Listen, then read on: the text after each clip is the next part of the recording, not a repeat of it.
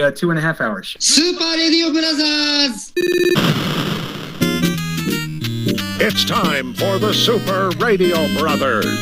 I think the one just had an accident. Yes, the Super Radio Brothers. We are back broadcasting from strategic locations all across the empire. It is the Super Radio Brothers. Trent, what's up?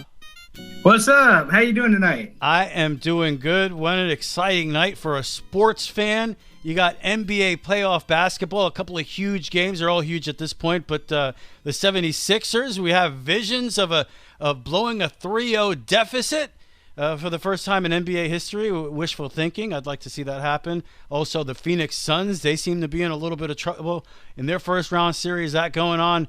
And, oh my goodness, how can you not be excited for the NFL draft tonight, especially if you're a New York Jet fan, New York football fan in general. Jets have 2 picks tonight. The Giants have 2 picks, and that's when we're recording the show, by the way, as you listen to this podcast.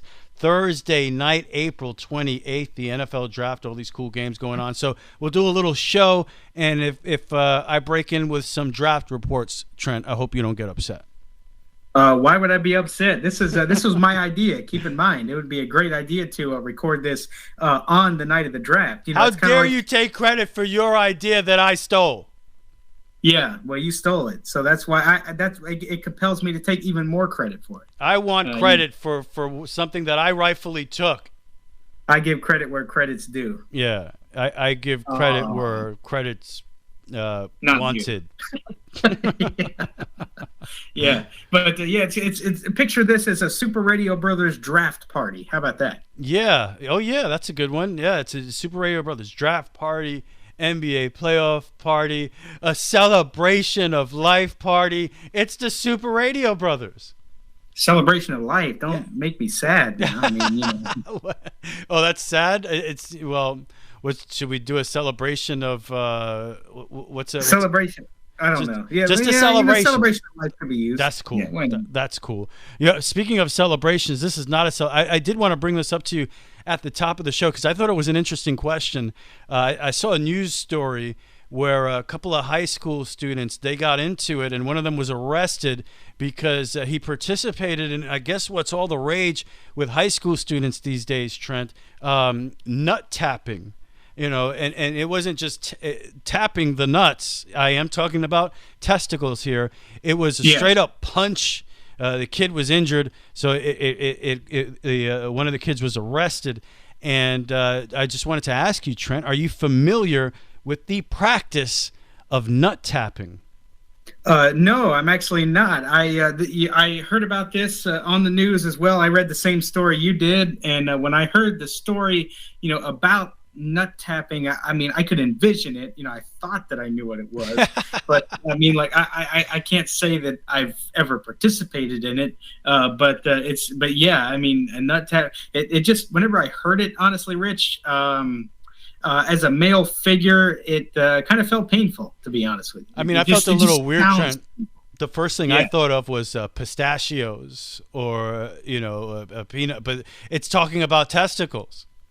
Right. Yeah. Well, I don't buy the fact that you thought about pistachios No, I have a very innocent mind. You know, I always think food first.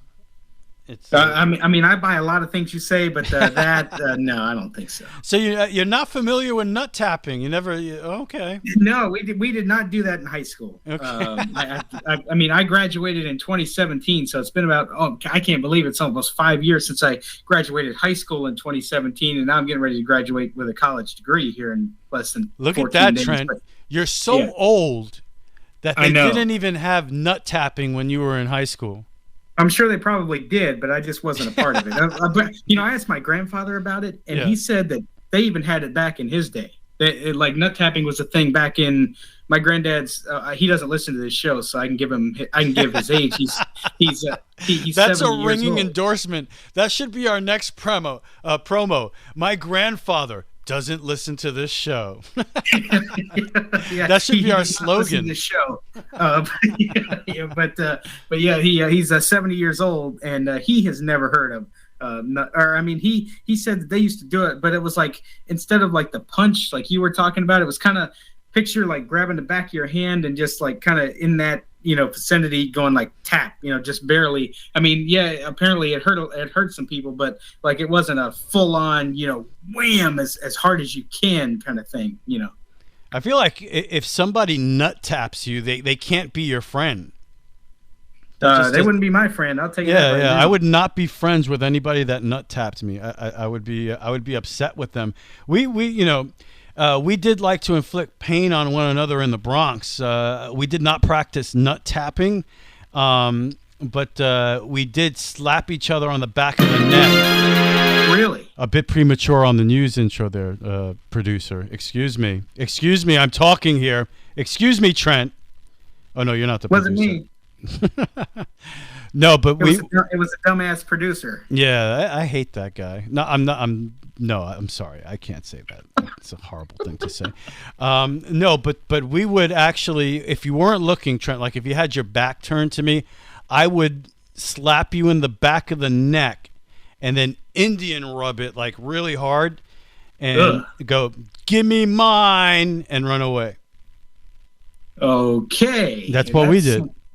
I've never heard of that either. I mean, now I will tell you though, I have, I didn't participate in it that much, but whenever I was in high school, we had the thing. Of course, we all went to the Florida School for the Deaf and Blind, so we all had canes, and we would like try to hit each other in the knee with a cane or something like that. We would try to hit, and everything. But I had a friend of mine say, I wouldn't think nut tapping would be a thing at the Florida School for the Deaf and Blind, where you went to school at a blind school, but. And I said, no, it was not, to my knowledge. But yeah, we would try to do, if I saw a friend of mine and I was just going to mess with him, it wasn't because I was mad or anything. I would go up behind him and try to, tap him in the heel with my cane and wake him up, give him a wake up call. Why do we feel like messing with someone with violence is acceptable when we're younger? I don't know. It's a weird thing, It's just and there are so many other things. People give each other wedgies and wet willies and Indian burns. And did you do the wedgie thing? Oh yeah, we had wedgies. Yeah, wedgies happened for sure. Okay. Yeah. See, now we did have that in my day and age.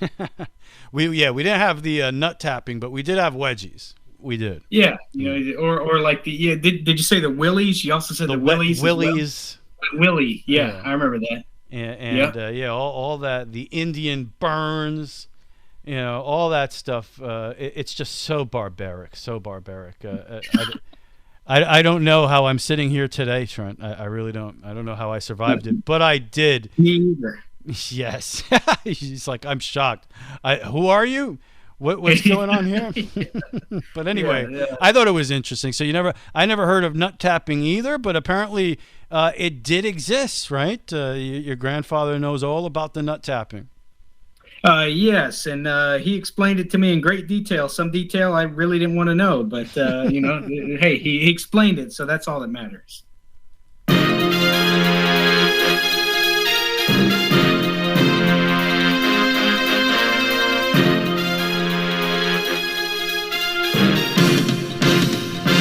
Yes, from this hell we call Earth, it is the news, and that was a little bit of a bonus news story there for you, Trent. A little bit of a bonus. Hey, there's nothing like leading off the show with nut tapping. Yeah, that's actually a record. This is episode, I believe, 299, and that was. Dang, we're almost at 300. Almost there, and that was officially, Trent, the first one I believe that opened with nut tapping. So, congratulations. Thank you. I'm proud to be a part of such a monumental episode. Yeah, it will be remembered for sure. Oh yeah. As usual, we start with news about poop. That doesn't offend you, does it, Trent? Oh, not at all. Okay. No. All right. I'm just making sure. No. Just making sure. I don't. It's very important to keep it civil. It's we don't want Super Radio crying or anything. Keeping it civil? Yeah. Well, that's true. All right. This is a great story. This might go down as one of the great poop stories of all time, and I'm not exaggerating that. This is really good. So just check out the headline. Give me your reaction to this headline, Trent. Woman rescued after falling in toilet trying to get her phone. My question is, where did she drop? Did she drop her phone in the toilet? Well, yeah, but this wasn't just any toilet, Trent. A woman accidentally dropped her cell phone into the hole of an outhouse in a national forest and fell in while trying to retrieve it, and she had to be rescued by firefighters in Washington State. So this was an outhouse. All right, this is a. Yeah, I've heard of them. Just the idea of using an outhouse already cancels me out. This would never happen to me, because I'm not going to be in an outhouse. It's not happening. But Brennan Fire Department Chief Tim Manley said the woman who was at the top of Mount Walker in the Olympic National Forest northwest of Seattle had been using her phone when it fell into the toilet on Tuesday. Manley said she disassembled the toilet seat, used dog leashes to try and get the phone, and eventually used the leashes to tie herself off as she reached for it. That effort failed, and she fell into the toilet head first. And obviously, none of her. This is not going well for her. She was alone. She tried to get out for 10 to 15 minutes without reaching out because this is embarrassing. Who wants to call authorities and say I fell in the toilet? But eventually she had to call 911. Responding firefighters passed her blocks so she can stand on them so she could reach their harness. Then they pulled her out of the vault, and they say that she was uninjured. Maybe her pride was injured, but I guess ultimately she was uninjured. She was washed down and strongly encouraged to seek medical attention after being exposed to human waste, but she only wanted to leave, the department said. Now I can envision the 911 call, right? I wish you had audio of it. Do you have audio of this? I don't. That would be great to have, though. That's a good point. Oh man, I would love to hear. I would just love to hear what she sounded like. That I could just picture, right? 911, what's your emergency? Yes, I'm in my outhouse and I'm like stuck in the toilet. I could just imagine like the operator maybe pausing and saying, run that by me one more time. Yeah. I'm in a shitty situation. Literally, she said literally in a shitty situation. And by the way, I thought this does this surprise you, Trent, that the chief of the fire department said, I've been doing this for 40 years. And that was a first. There's a fire chief. They've seen several things, and so 40 years. That's a first for me. I've never heard somebody actually. Well, but what would really make somebody's heart skip a beat is if you do drop your phone in the toilet. Even though whenever you have, like, I have an iPhone. I love my iPhone, and if I were to drop it in the toilet, luckily I would have a case or something on it, but still it wouldn't work. And you gotta what is the old trick, like to put it in rice if you drop your phone? Yeah. That's the remedy, I guess. But that's, I don't know. And it's also an interesting story in the sense that I can't imagine many things happening to a person that could be any worse than that. I mean, that's terrible. Not only do you fall into a pile of shit, literally fall into a toilet, but you're stuck in there for, it took her 15 minutes to actually call the authorities. How much longer did it take after that for them to get her out of there? But she was stuck in there, I mean, that's awful. Can you, if that happened to me, I think I could safely say that, you know what? That was the worst thing that's ever happened to me in my life. I mean, and you've been around for quite a while. Yeah. I mean, I've been around for hundreds of years, and I know. Nothing like that's ever happened. Anyway, sticking. You age rather well. Well, thank you. Sticking in the human waste category here, Trent. A 61-year-old Florida man. I know you like that. Was arrested. Yeah, on allegations of urinating on cases of beer inside a Brevard County store. So this Not dude, disrespectful to the beer. I think maybe it was Budweiser, and he figured that there was already piss inside the cans. So I kid. If you don't be mad at me if you like Budweiser. Come on, it's a joke. Well, according to a police report, the man walked into the Hop and Pop convenience store on Easter Boulevard and tried to enter the restroom, but it was locked, which could be a frustrating situation. You're out in public and trying to use a restroom that you assume is public, and it's locked, right? I've been on the road, Trent, and you pull into a gas station for the sole purpose of using the bathroom, and it's Correct. not open.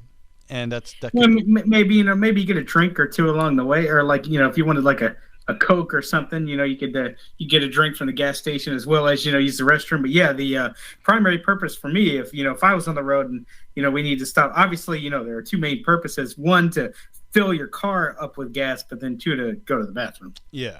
So he was upset that there was no bathroom. So I would think you'd leave or really try some. Not that it's look. If you got to go, you got to go when nature calls, right? To me, you get out of there and you find a place outside. But no, he decided that he was going to use the bathroom in the store, pee on the beer. According to the store video shows the man facing toward the shelves, unzipping his pants and urinating on cases of beer. The store owner said 6 cases of beer totaling $113 were damaged and could not be sold. The report also said that the man was identified from his license plate, which was captured on surveillance video, and he was charged with a misdemeanor of criminal mischief. So there you go, Trent. I feel bad for the beer. That's not cool. Yeah, I do too. You have to think that the man was drunk before he did what he did. You would think. Yeah, don't mind me. I'm just drunk. That excuses everything. I'm just drunk. I need to take a pee, and I don't have anywhere to do it, so I'm just gonna do it right here. Since this damn beer got me drunk, I'm gonna pee on it. Yeah, that's a good philosophy. Yeah, kind of giving a little payback. But yeah, anyway, I got. Anyway, I have to. I got this one for you here. Yep. A man in China attempts to steal an electronic bike. Oh. Apparently, he asked the police to help him in this endeavor because he just happened to steal a bike, but he couldn't get it running. So he asked the police officer for help, and the officer recognized the suspect as a well-known thief and arrested him. It didn't say how long he was in jail, but he just saw a police officer nearby when he was out and found the bike, and ended up taking him and arrested him. So. How about that? It's like, have you ever ridden an electric bike, Rich? No, have you ever I mean, to me, that's his first crime. No one should ride an electric bike. It defeats the purpose of riding a bike. You're supposed to be healthy, get that exercise, get the cardio going. Yeah, get the cardio going. And this dude's using an electric bike. Fail number 1. I mean, right there, they should take away his bike license. Do you need a license to ride a bike? Not that I know of. Oh, well, they should take away his something.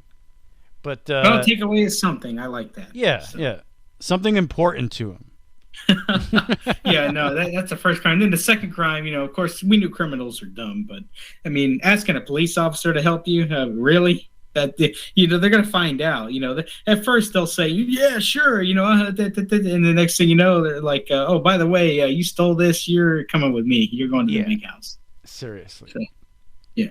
Seriously, I didn't catch. Oh, it looks like the first pick happened in this NFL draft, Trent. I did not see it. That's why I paused, because I was going to get an NFL draft update from you. I ruined it. I wasn't even paying attention. I was listening to your fascinating story about the bike.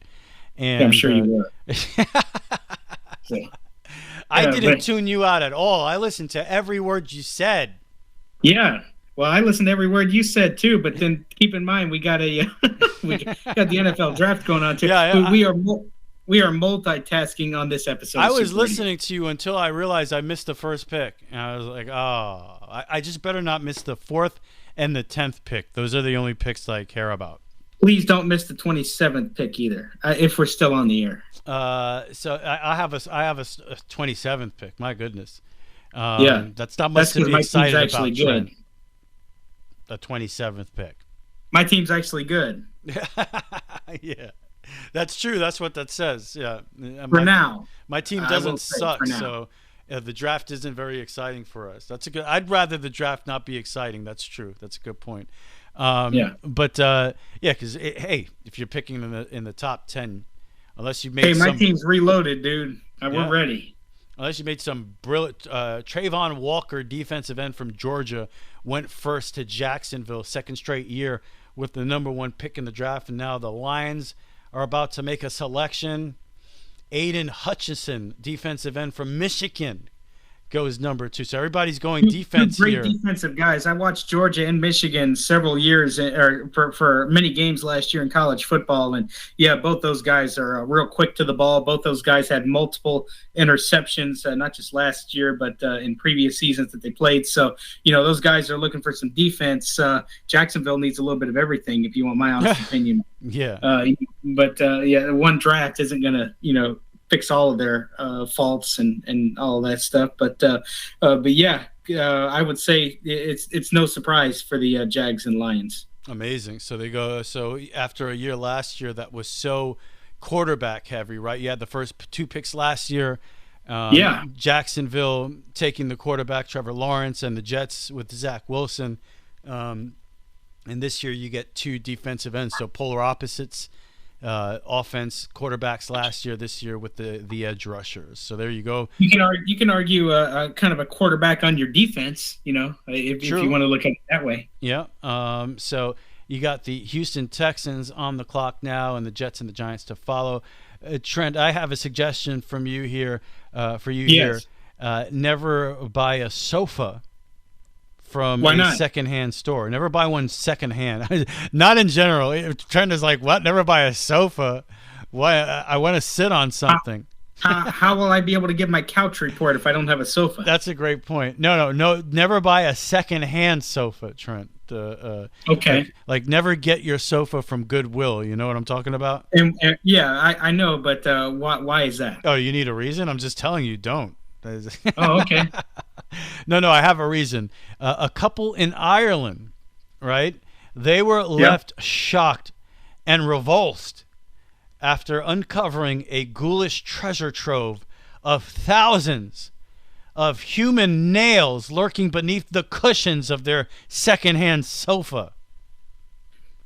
Thousands of fingernails in their sofa, Trent. Oh, man. That's disgusting. That is horrible. Can you imagine? And you know how they discovered it? They're hanging out on their new secondhand sofa. Does that make sense? New secondhand sofa? New secondhand sofa? No, I mean, I've never heard that, but I mean, I guess it's a thing. It's a new for them. It's new, I guess. But the second hand sofa. What happened? The dude, right? He dropped his remote control to his TV between the cushions. Right? Oh no. He reached down the side and extracted a revolting wad of candy wrappers and fingernails. I almost threw up just now when I was reading the story. That was rough. Yeah, I can tell. I'm gonna vomit. Yeah, it's just nasty. Candy why would you put candy wrappers in? And fingernails. I understand. I mean, it's not a bad thing to eat a piece of candy or two while you're sitting on the couch, but I mean, don't stick the wrappers down the sofa. Throw them in the damn trash can. Is it bad to eat candy and clip your fingernails at the same time? It's ill-advised, in my opinion. Yes, it might be dangerous. It's not that there's anything wrong with it. But keyword. I used a larger word in ill-advised. That's for sure. But yeah, it's definitely dangerous. Don't do it. It's not. I'm going to use an even larger word, Trent. Bad. What's that? Bad. That's bad. B-A-D. Yeah. That's bad. I'm going to use an even larger word. It's detrimental. Ooh. I'm a wordsmith. Wow. You know, they call me the wordsmith Trent. If you don't mind, I'm going to stick with bad. Okay? I don't mind. I like your word, but you know, it's I like bad. Us writers, you know, we have to use we got to use words. Okay. All right. All right. So where do you go from here in the world of news, Trent? Where would you go? Well, I go to we all like surveys, right? I usually say no. Oftentimes, everybody wants you to do a survey. That's a good thing to bring up, Trent, because if I go to buy something at, say, some kind of Walmart. Sometimes they'll give you the receipt and there's, fill out the call this number, do the survey, you'll get a free something. Or you go to the fast food joint, call this number, review us, and you'll get a free fries or something. Everybody wants you to take a survey. You hate it when you download an app too, like from the App Store, and it interrupts your use of the app just to ask, hey, are you enjoying this app? Yeah. If so, rate us, give us a review. I always wonder, does anyone actually take the survey? Because I never do. No, I don't. So, but there must be somebody out there doing it, because the requests keep coming in. Well, speaking of surveys, a survey finds that almost 50% of people in committed relationships are caught cheating. No, not the kind of cheating that you're thinking of, but with money, financially. Maybe that's not so shocking, according to people. We've all fibbed a little when it comes to financial stuff, or when it comes to things like that, right? So the most common financial fib involves shopping, like at a clothing store. Mm-hmm. More than 25% of women and 8% of guys have pretended something was old when it was actually brand new. 32% of women who have hidden purchases from their partner. There's more of a serious side to this, of course. Less than 10% confess to opening up a secret banking account while they're in a relationship. Wow. Or having secret credit cards. So that's horrible. And there's no relationship without trust, Trent. Absolutely. But I did want to tell you that a cornerback was drafted by the Texans there with the third pick. And a corner or a quarter? Cornerback. Stingley Jr., who I'm kind of surprised. I thought if there was a cornerback to go, it would be that Sauce guy, but apparently Sauce not. Guy? Yeah, I don't even remember his actual name. That's how much I know. But the Sauce guy, his nickname is Sauce. And you know why his nickname is Sauce? Why? Because he likes fast food sauce condiments. When he was a okay. kid, so he got the nickname Sauce, and it stuck. Sauce. Very interesting. All right. Yeah. But I'm surprised. Anyway, I'm surprised there was a cornerback that went before the Sauce guy. The Sauce guy. Well, you're on the clock. So the New York Jets are on the clock with the number 4 overall pick. I'm pretty excited. The number 4 pick. This is the future. We got the quarterback last year, and how will we start our off season? And in all seriousness, Wilson showed some signs of maturity. He showed some signs of what he can be. He did. In offense. You keep your fingers crossed that he can grow on it. You got to get him some weapons so he can actually do some things, protect him. But he definitely looked a lot better the last 3 games of the season, and throughout the season he had plays that were jaw-dropping plays where you saw the raw talent there. So hopefully you hope. A lot of people say this, but very sometimes could remind you of a Patrick Mahomes type player. And I feel ridiculous saying that, but that's not just me saying it. It's other people who see some of the things that he can do. So you keep hope that maybe they'll be able to help him hone that talent and craft it into what could be a Hall of Fame type career, or at least a top 15 player at the position in the league. We'll see. But anyway, Jets are on the clock. And yes, Trent, that is a terrible job with the – come on, you got to be honest with people. You can't that's what they call an a-ho move, man. That's stupid, dude. That's so if you're in a committed relationship, please don't cheat. That's all I can say. Now, here's a good solution to a problem. Don't cheat financially, and don't cheat, with another individual either. I find, Trent, that there's one excellent, perfect way to deal with any problem. And you know what that is? What? What's that? Make a bomb threat. I think that solves anything. Yeah, just call it make a bomb. A Florida woman. I think that's the second one of this news report. A Florida woman has been arrested months after threatening to blow up her son's high school. My goodness. And why did she do that, Trent? I don't know. Tell me. She did that because she said she's gonna blow up the school unless cafeteria workers started giving her son more food. Oh man. You know, I think they're actually regulating. You know, there was a time because I was in the school as well, obviously in high school down here, and the schools actually did have a requirement by the cafeteria people to only give you a certain amount of food. And I don't think it was a school decision. I think it was, do you remember when like President Obama was in office and you had like Michelle Obama with the whole kind of like making sure that school meals are healthier and all that kind of stuff. Right.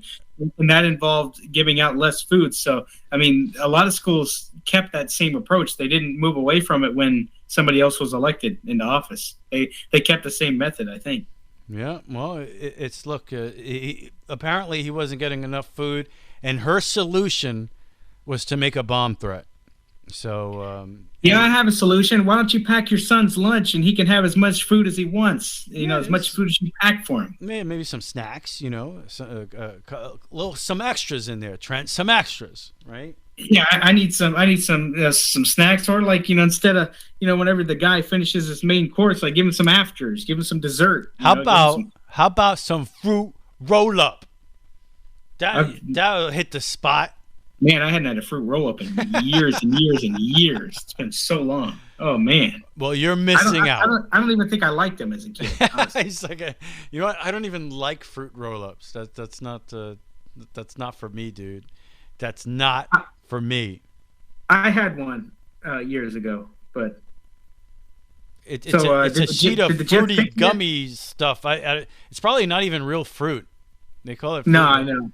That's true. Yeah. Who did your team pick? Did they pick yet? Well, the pick is in. We are patiently standing by to hear who the Jets picked with the number 4 overall pick in the 2000. Supposedly our producer is going to have audio for us too. 22 NFL draft. There are a bunch of Jet fans there in Vegas. Draft happened. It used to be that it would happen. Wasn't it in New York? It used to happen. It was. It was at Radio City Music Hall. Yeah, not anymore. Now we're in Vegas. It looks very sunny, and not as chilly as it would be in New York at this time of year. But man, why do they always have to? With the Jets, they're like, we're going to delay this even longer. Even though it seemed like every other team so far, when the pick was in, okay, here we go. Here comes Roger Goodell. Here we go.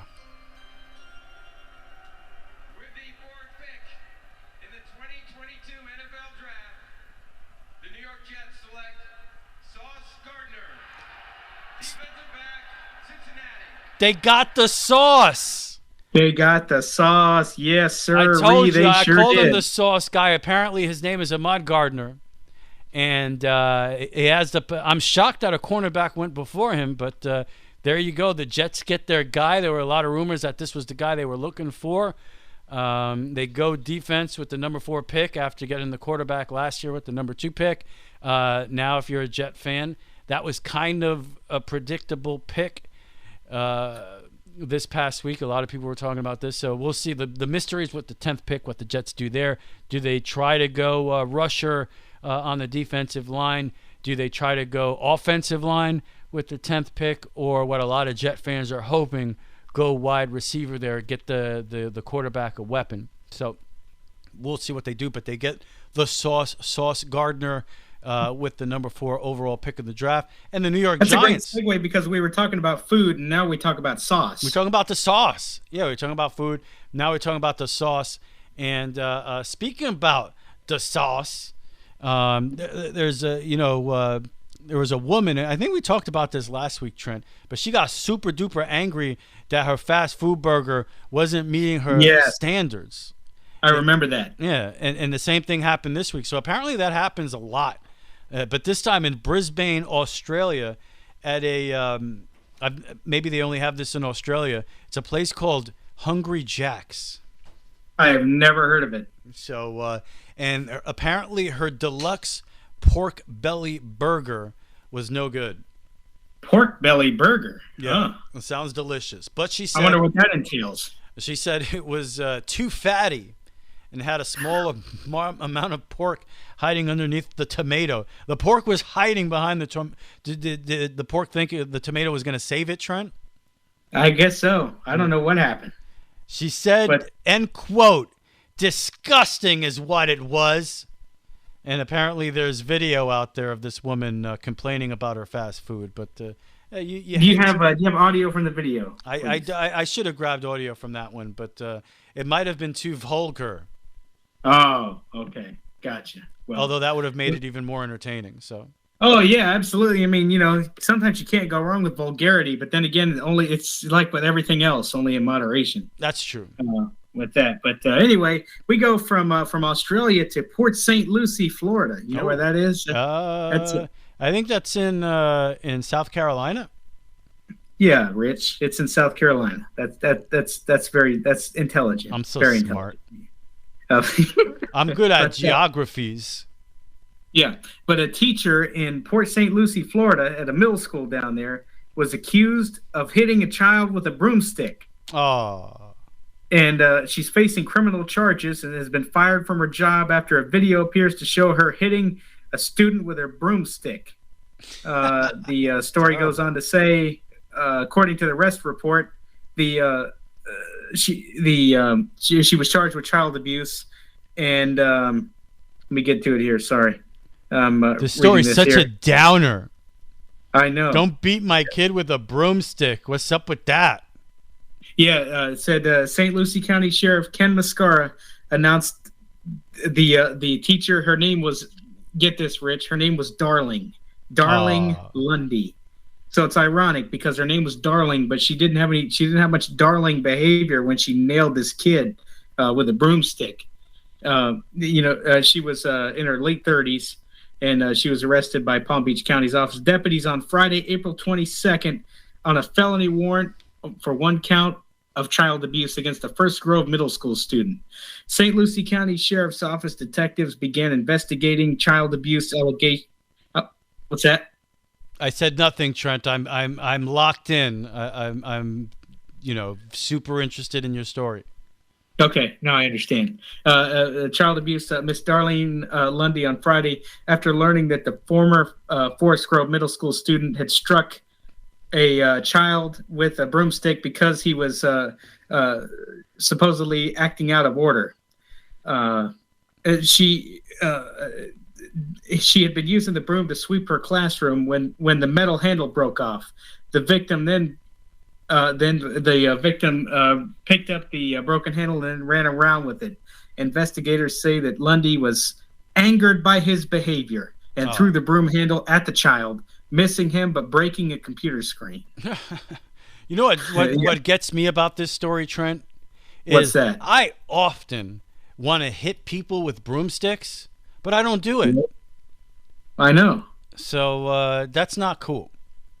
Apparently, according to the arrest report, it goes on to say that she pinned the child between two desks and hit him 3 times. Wow. And then, ironically, this is a long story, so I'm going to sum it up here. It basically goes on to say before she got fired, obviously she was fired and she was arrested, but she goes on to say that she told the kid later that she didn't mean anything by it, and then the next day when she got on campus, she asked for a hug. And from the kid, the kid, hey, can I have a hug? I wouldn't even touch. If you hit me, you're not even looking. You better not even look my direction. You better not look my way. Don't look my way, because if you do, I might hit you back, depending on who it is. Damn, Trent be gangster, yo. Oh, I mean, yeah, depending on who it is, I don't play. If you got a problem with me, you come on, you talk to me about it. Let's talk do to this me straight up. You better ask somebody. I know. I'm ready. I'm now. This story just pissed me off, man. I can tell. I've never heard you so angry, Trent. Yeah, he's angry. Yeah. Well, you don't be well, and but I guess I I guess there was a proactive 12-year-old student in the class that was friends with the victim that got hit, and he actually took the video. So he took the video, and the teacher was obviously mad at him because, well, they had it on video, so the evidence was not in her favor at all, and she ended up losing her job. But he said his only reason for taking the video was to make sure that his friend got justice, because nobody should hit his friend like that. That was according to a 12-year-old guy. So congratulate, I mean, what heads up instincts by him to do that? Wow. Crazy story. It's a crazy world, Trent. What can you say? Yeah, it is. And I hope she stays in jail for a very, very, very, very, very long time. Trent, how about this one? A Florida woman. Oh man, our state's bad this week. Actually, a Florida bride, a bride-to-be, at her wedding, a Florida bride and a caterer are accused of serving marijuana-laced food at her wedding, and everybody thanked them.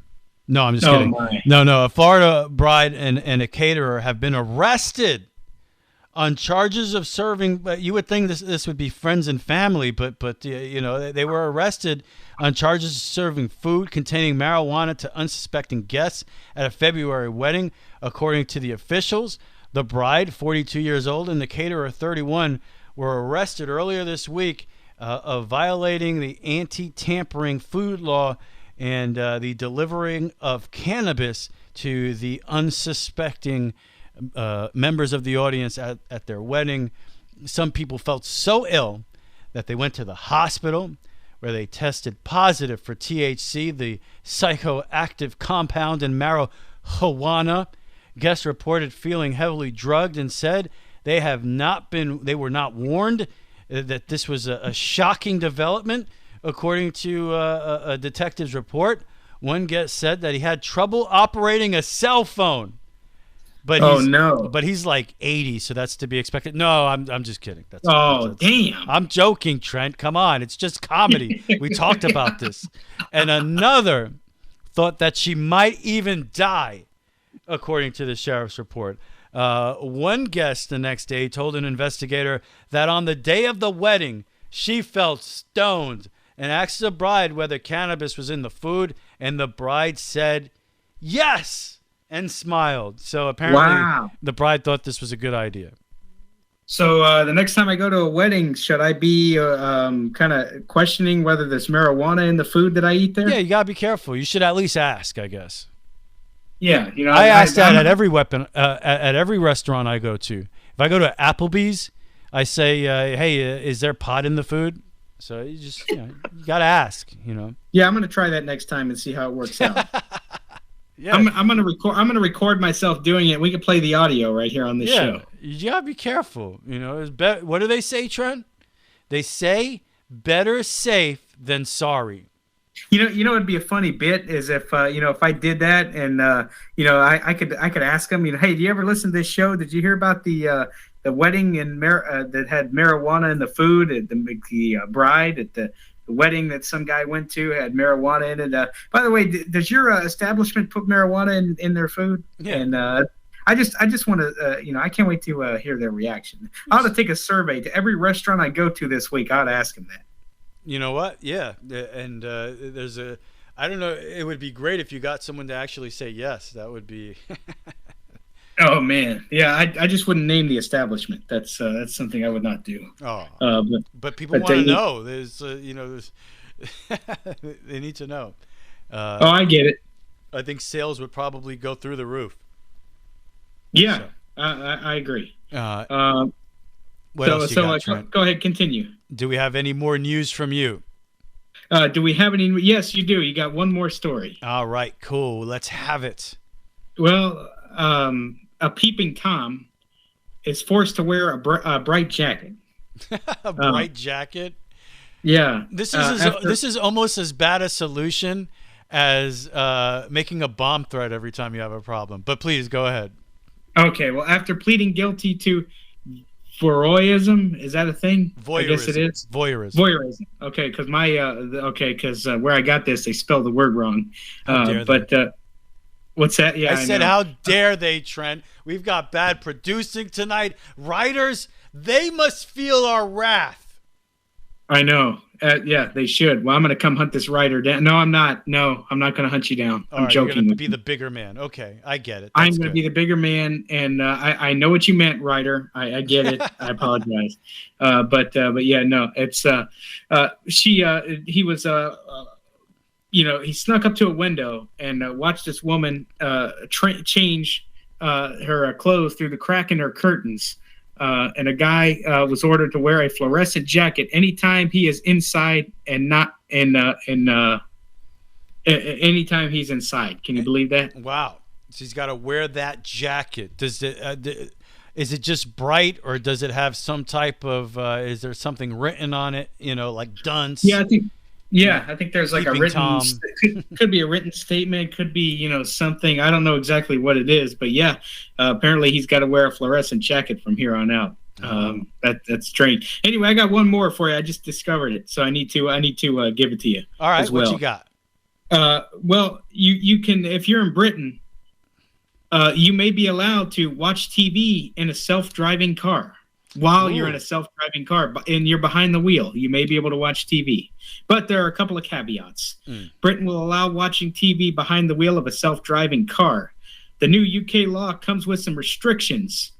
A car will need to be driving itself at the time, and the driver must be ready to take control of the car if required. Yeah. Drivers will only be allowed to view content through the vehicle's built-in, I can't pronounce this word, Brasha Brubel. What? Brasha Brubel.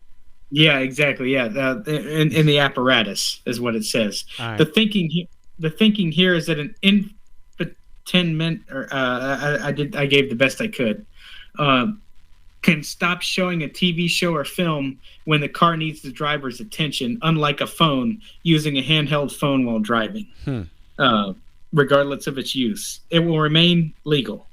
All right. So it's pretty interesting. So, like, for example, if you're in a self-driving car and you have to do something that the computer can't, it might give you a beep or something, and then all of a sudden stop showing the film. So the user's automatically going to be distracted. You just better make sure you have the time to react, so you don't get in a wreck or something.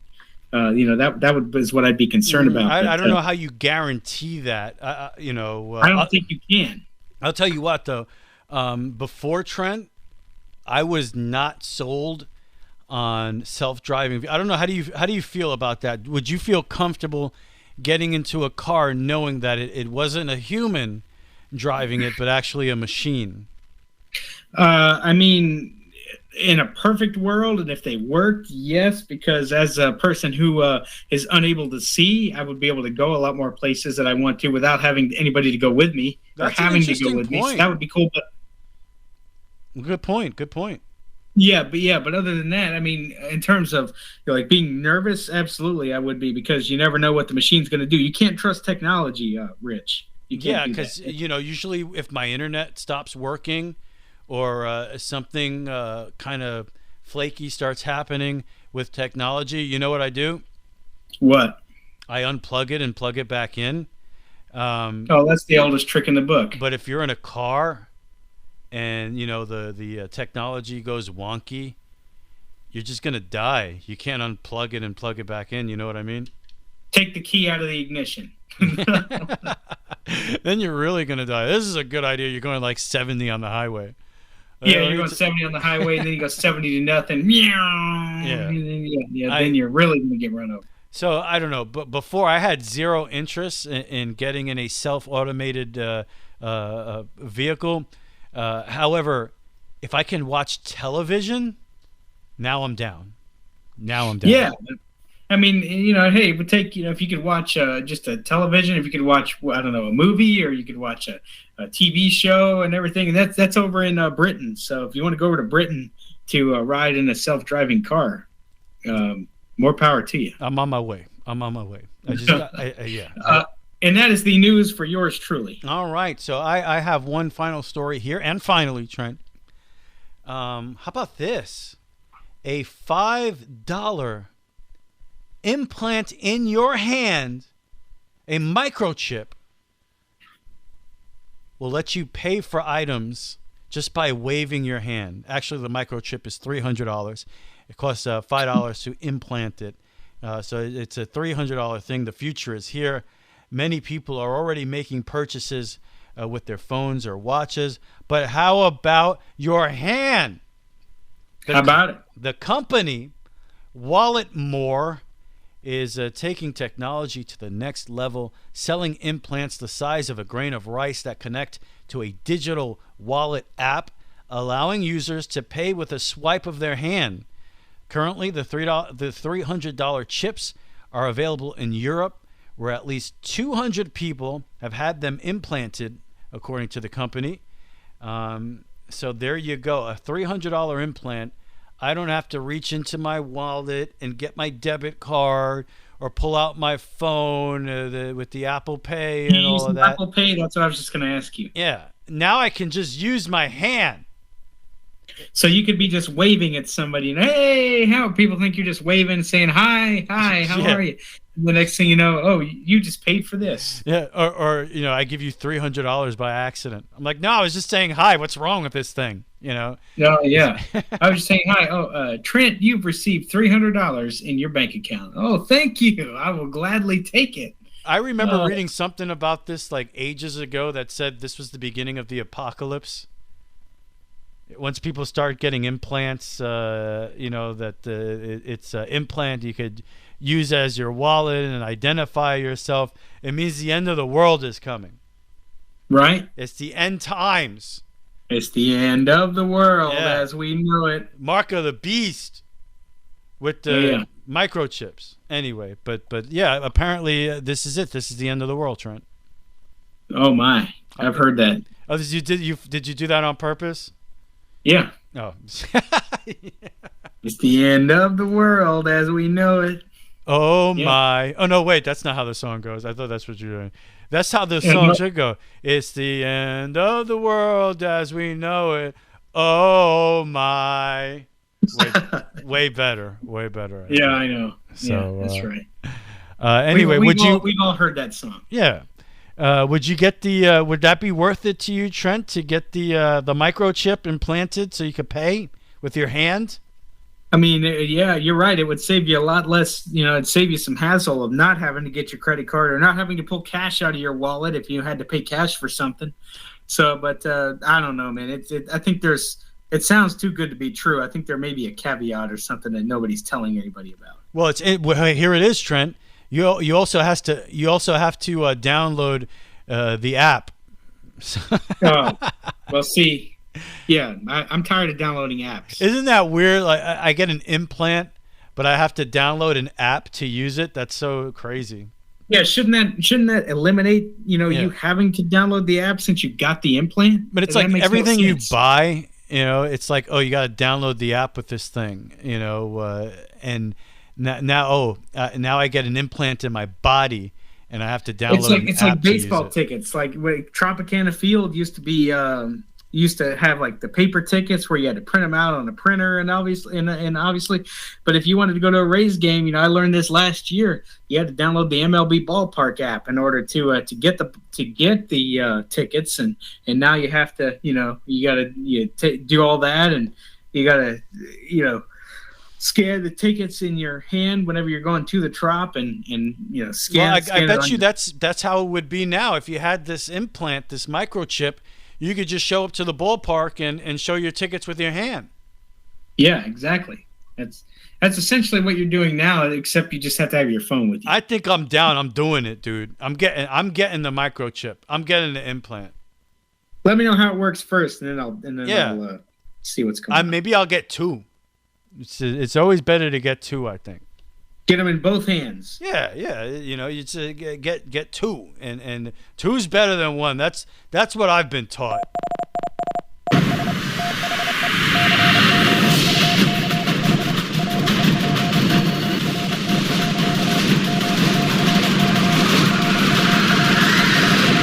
Super Radio Rundown. Super Radio Rundown. Yes. Trent, this has been all the rage this week. I don't know if you've been following this, but Amber Heard and Johnny Depp, and there's a whole trial going on in public right now. Have you been following that at all? I've heard a little bit about it, yes. Apparently now there's a petition to fire Amber Heard from Aquaman 2, and that petition has reached about has gotten about 2 million signatures. People are very angry with Amber Heard. You know, she is the ex-wife of Johnny Depp. She accused him of domestic violence. Dude lost a lot of work. As a matter of fact, the movie that came out over a couple weeks ago, Fantastic Beasts, he was actually the bad guy in the previous movie, but now they had to recast that because he's been canceled because of everything that's happening with Amber Heard. But now she's not looking so good in this trial. And now there's a petition out there with, I guess it comes down to now in the public, in the press, are you pro Johnny Depp? Are you pro Amber Heard? And like, all the people who are pro Johnny Depp on Team Depp are signing this petition to have her eliminated, to have her fired from Aquaman 2. Actor Johnny Depp, this is the case that's going on right now. He's suing his ex-wife Amber Heard for $50 million for defamation in connection with Heard's 2018 Washington Post op-ed in which she spoke out about being the victim of domestic violence. Heard's article did not specifically name Depp as her alleged abuser, but according to Depp's lawsuit, it relied on the central premise that Ms. Heard was a domestic abuse victim and that Mr. Depp perpetrated domestic violence against her.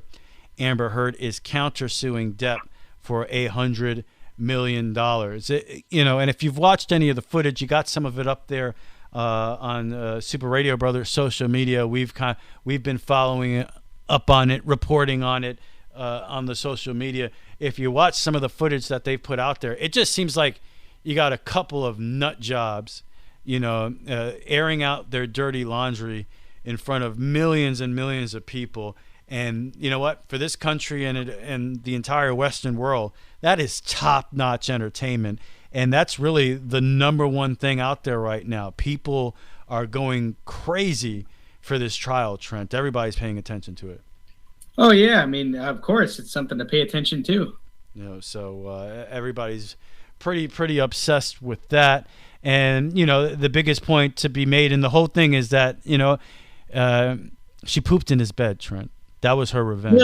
Yeah. It's better, I think, again, maybe she should have just made a bomb threat. That might be a better solution. Is that going to be your new solution to everything? You know what? Might be. Give it a couple of days. We'll see. We'll see how it, because eventually, as you know, life I'll check back in with you early next week to see if that's still useful. Hey, it won't take long to have to use it. As you know, life is constantly throwing you curveballs and problems and issues. So I'll get a chance to use that here soon, and we'll see how it goes. Okay. By the way, over at the box office, we went to the movies this past weekend. We saw Fantastic Beasts 3, the aforementioned Fantastic Beasts 3. And there were a ton of kids at the theater, Trent, to see this animated movie, Universal's The Bad Guys. It easily won the weekend box office, $24 million there to actually topple Fantastic Beasts. By the way, Bad Guys has already earned $63 million worldwide. It's earned $87 million, so it's a big time, making a lot of movie there as an animated feature. Sonic the Hedgehog 2, number 2 at the box office, pulling in $15 million. Fantastic Beasts dropping to number 3. So that's your box office here the past weekend. I'll talk a little bit about Fantastic Beasts in the Couch Report coming up. Some interesting shows coming up, Trent. You got HBO The Staircase. I didn't even know this, but there was a documentary about the death of this woman, Kathleen Peterson. Her husband was accused of the murder, and it became like a reality TV show. He had cameras following him around and as he tried to proclaim his innocence through the trial. And apparently there's an HBO Max show coming based on that. So that's actually pretty interesting, and interesting cast of characters there. Also, Very exciting for all Star Trek fans as we reach the end of Picard Season 2. We just finished up the latest season of Discovery. I think that was Season 4. And now another Star Trek series coming up on Paramount+. The one that Star Trek fans, I think, have really been waiting for.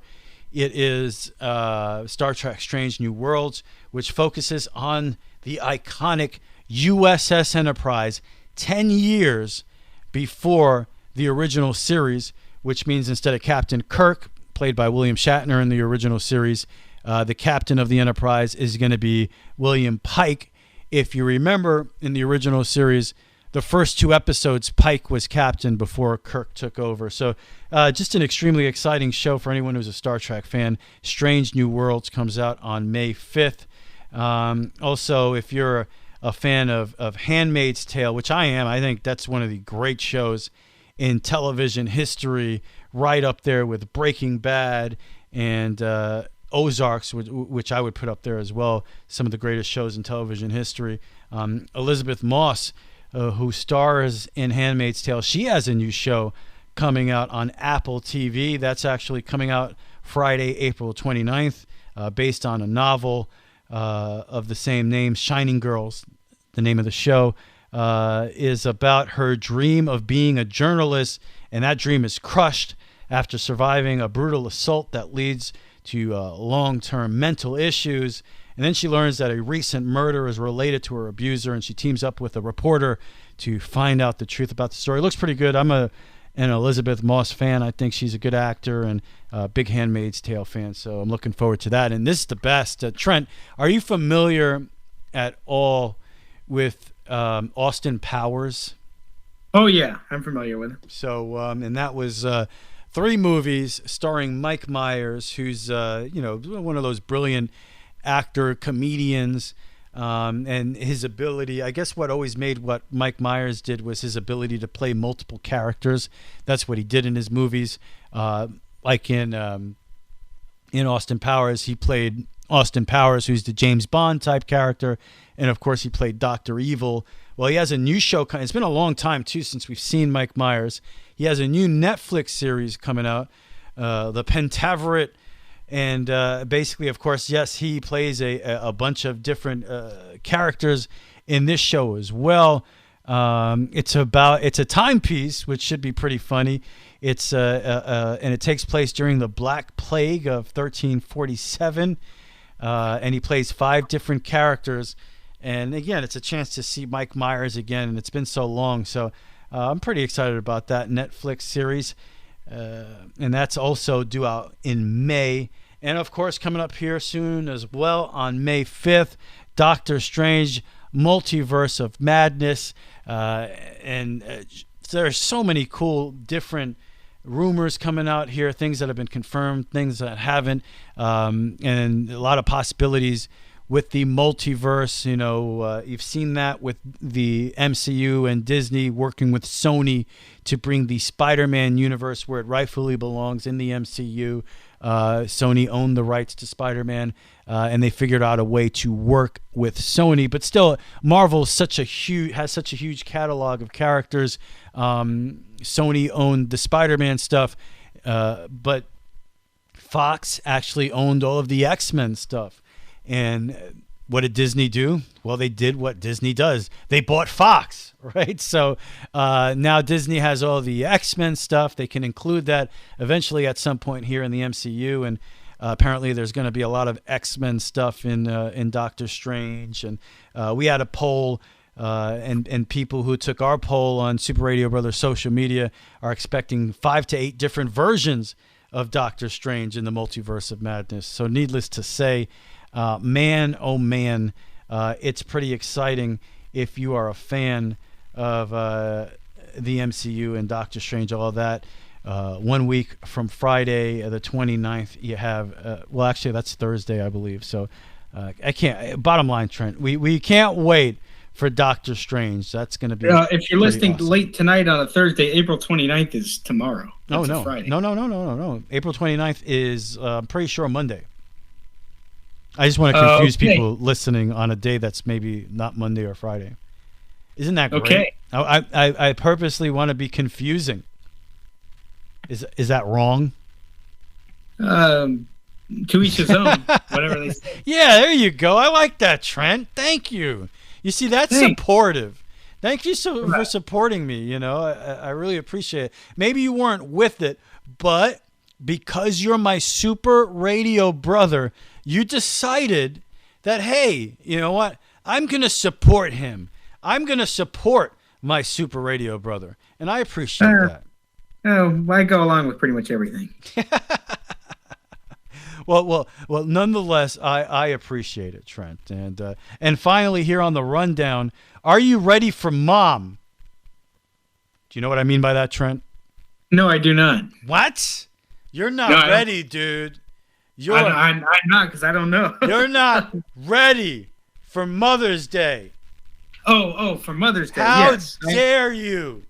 I'm sorry. Yes, I am ready for Mother's Day. Absolutely, because it's less than 10 days away now. Yeah. I'm just bringing it up, Trent. So just to, you see, it looks like that was a good thing there.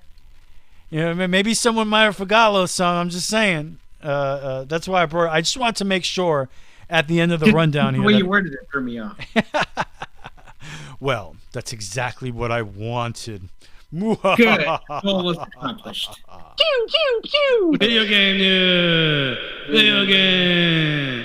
Yeah. That guy, what a brilliant voice. Wow. I mean, we have. I laugh at that intro all the time. We have talent here. We just have strong talent, Trent.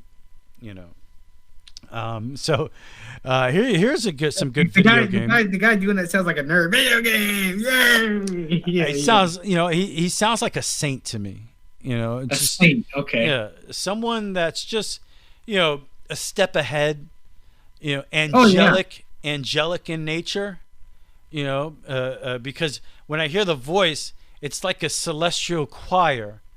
You know, with melodies in my head. It's really I got to find out who that was on that voice over there. But anyway, that's what I think every time I hear that, Trent. Two things: angelic figure, celestial choir. So, okay. Anyway, video game news. Here's some great video game news. How about this? As you know, Twitch can be a chaotic place. It's where I broadcast my video games, and people watch me play video games, Trent. I don't know why, but they do. How many do you know? It's you know what, a good amount of people, tens and tens of them. You know what I mean? But oh yeah. Anyway, the site is no stranger to controversy. Unless you're watching me, there's no controversy. I either win or lose in a baseball game. Or a basketball game, usually lose. Although lately I've been on fire in MLB. I have turned it around. On fire. Yeah. People having trouble with me. I'm a problem. Patient at the plate. Recently, the generous Twitch community raised $60,000 for one particular streamer after he shared his cancer story.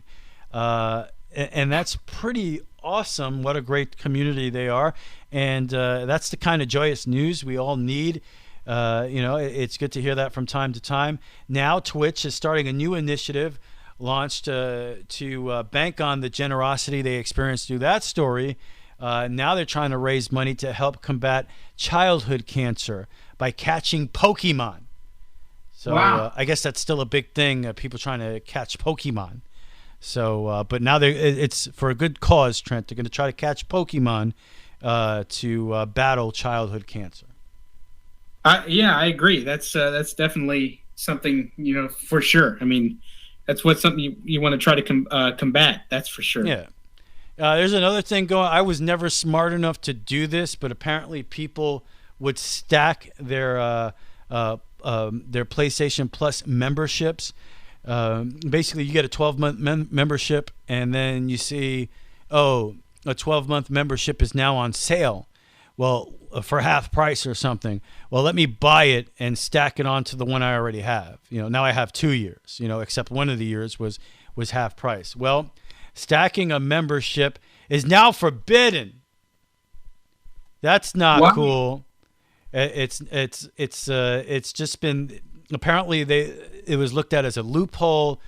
It's a common practice, but they're not allowing any more. It's believed by some in the PlayStation community that Sony has blocked this to prevent users from further taking advantage of making any savings on revamped PlayStation Plus service. Sony has offered no word or comment to the media. So many users, obviously, they've already done this. They have years of PlayStation membership built up. But now, if you haven't taken advantage of that yet, like me, it's too late, man. It's not going to happen, dude. Sorry about that. Oh, wait. It's about to happen, I think. Wait. The Jets are on the clock here. It may have happened already for you. It hasn't happened for me. But the Jets are on the clock, Trent, for the... You're always delayed. For the number 10 pick in the draft. The New York Jets. I wonder, they went defense with the number 4 pick. Will the Jets do what a lot of Jet fans hope they do and go with a wide receiver with the number 1 pick? Because let's face it, there are a couple of promising receivers here in the draft. Do the Jets go with one of those receivers? Go offense here. I think that would be a balanced approach here in the first round for the Jets to have 2 high picks like this. And that's what I'm hoping for. That's what I'm hoping for, Trent. But as you know, whoa, what? If you remember, Trent, the Jets, they got 2 picks because they traded Jamal Adams to the Seattle Seahawks. Did you like Jamal Adams? Well, Jamal Adams, that was he was a great Jet. He was one of the best safeties in the league when the Jets traded him. However, how has that worked out for the Seahawks? Not well. Not well at all. And now they have that. Now Russell Wilson's not on the team anymore. They lost his draft pick. It goes to the Jets, and the Jets pick is in. So that turned out that was a great move by Joe Douglas to get rid of a safety that didn't want to be with the Jets anyway. Hey, we got to hear the voice of Roger Goodell again, though. Sure. It looks like the pick is in. The green is going crazy right now. Everybody, they're showing Jet fans right now all decked out in green. They're pointing. I think they're pointing at the screen because they see themselves on television. Would you do that? I do that. It seems like everybody universally does that. If they're at a stadium and they see themselves on the screen, they have to point. Ooh, look, it's me. But me, I would be way more cool than that. You know what I mean? Oh yeah. I think I've done that before, but now that I think about it, I want to be way more cool. Just act like I don't even notice it. And if people see that and they're like, "Whoa, he's on the big screen right now, and he doesn't really care," they'll think in that moment that I'm probably the coolest dude in the world. Like, how could anybody be cooler than that guy? Oh, I know. Yeah. And I know you think that already, but other people, You know what I'm talking about, Trent? Sometimes you just gotta laugh. Now that is professional stalling. As I continue to talk here comes Roger Goodell. The selection is in, walking to the stage. The New York Jets select Garrett Wilson, wide receiver, Ohio State. Oh, they go with Garrett Wilson, wide receiver out of Ohio State. They do go receiver. That's what everybody hoped for. Trent, do you know anything about this Garrett Wilson, Ohio State? Is he? Yeah, he seems like he can catch the ball. Well, that's what we want. We need somebody to catch the ball for Zach Wilson. So happy draft day. First 10 picks, and for me, that's it. I turn my attention to the NBA, Trent. That's I'm good. You got to watch the Tampa Bay Buccaneers. I got to wait till next week. I'll have a full recap of who the Buccaneers pick. Well, we may not be. By the way, this show is going to be long over by the time the Bucs pick because, as you said, they didn't suck last year. So you got to wait for a while. Yeah, exactly. You got to wait for a while for them to get a pick here because guess what? They didn't suck. That's as eloquent as I've ever heard it, Trent. I know because they didn't. They almost got to the NFC Championship game. What do you want? Yeah. If it wasn't for freaking Cooper Kupp. I think Cooper Kupp, and not to And mention the blitzing thing with your buddy Todd Bowles. and not to the quarterback did a good job there for the Rams as well. So I'm just Oh saying, yeah, Matt Stafford. yeah, he was impressive in that spot as well. So anyway, one last story here that I in the rundown, or video game news, excuse me, that I thought was really interesting. 85-year-old grandfather from Los Angeles has turned himself into a 3D hologram that will serve as a humanoid time capsule for future generations, according to the Daily Mail. Jerry's hologram twin will guide his 2 children and 4 grandchildren, as well as future great-grandchildren, through his family's history even after his death.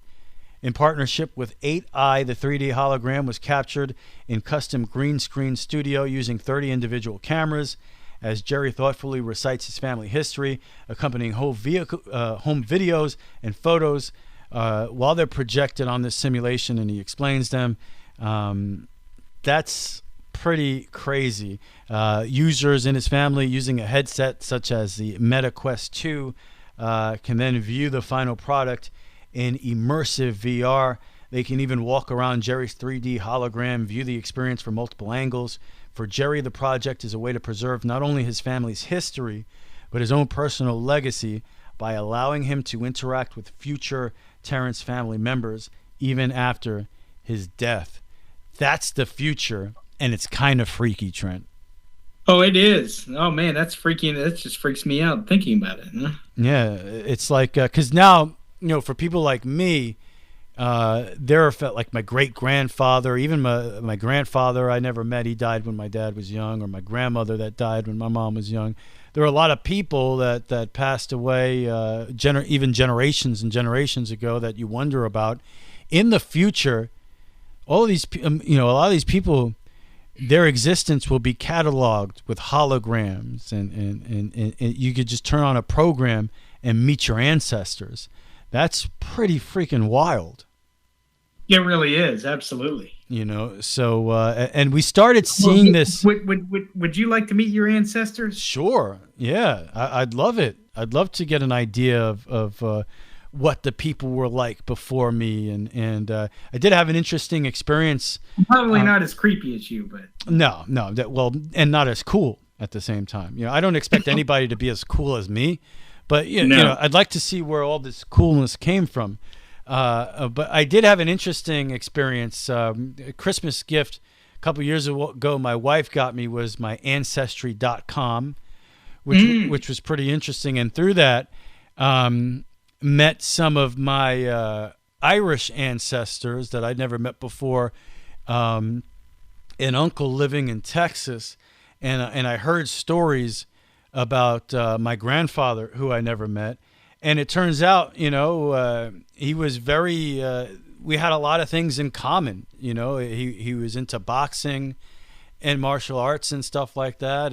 And that's stuff that I do, and baseball. He played a lot of ball. So it was just interesting to hear that, here's this person I know, vital to my existence, right? My grandfather, but somebody I never met. But here I am. I'm like, man, I like boxing and stuff like that. And he did the same thing. He was an athlete like that. And that's connecting in that way. Imagine if I was actually able to see and hear him and hear stories from his own frame of reference, his own experiences, would just changes everything. I mean, just imagine, Trent. Eventually, you'll get to the point here. Let's say this is the 25th century, the 26th century, whatever it is, and you're a person, and you can connect with an ancestor from 200 years ago. Can you imagine? Oh man, that would be interesting. So yeah, this is the beginning of that, which is just kind of it's mind-boggling. We saw the beginning of this years ago when the hologram of Tupac was on the stage, right? And you hear about these different stars that passed away that they put on stage, and it's pretty freaky. Or even, recent shows like The Mandalorian, where they can take Mark Hamill, who's obviously a lot older than when he was in the role of Luke Skywalker in 1977, but in the show The Mandalorian, they can have him on the show looking as young as he did 40 years ago. So it's just pretty wild what they're able to do with people and their images, and pretty soon maybe they won't need any actors at all. You could just generate an image. But anyway, I thought that was an interesting peek into really what certainly is the way that humanity will be able to connect with its past in the future. Now, we have stories that are handed down. We have books, encyclopedias. We've advanced with the internet now, and Ancestry.com, like I said, different ways that have evolved for us to connect with our past. But this, for me to be able to say here that, you know what, if I did something like this, I know that I might be able to communicate with ancestors 200 years into the future. And that's pretty wild. Anyway, I'm pretty amazed by stuff like that. What do you want from me? Oh, yeah. It is amazing. Do you want to insult me for my fascination in that, Trent? Go ahead. Give me your worst. No, because these stories were actually pretty heartwarming. So no, I won't do that. All right.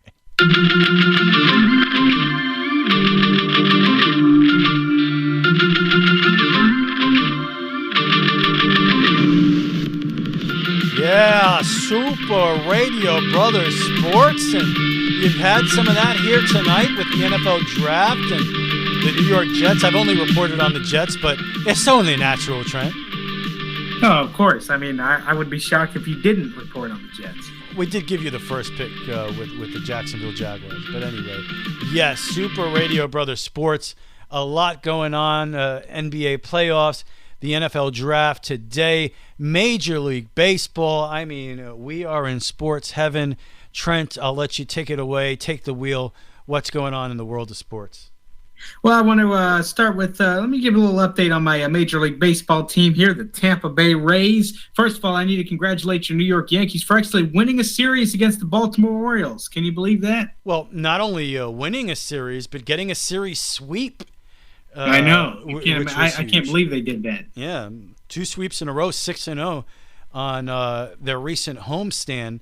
The Yankees have really turned it around since starting the season 7-6. Exactly. Yep. They turned it around, but it's still early. Keep that in mind. Yeah, it's too early to really get an idea of what your baseball team is going to be for the duration, for sure.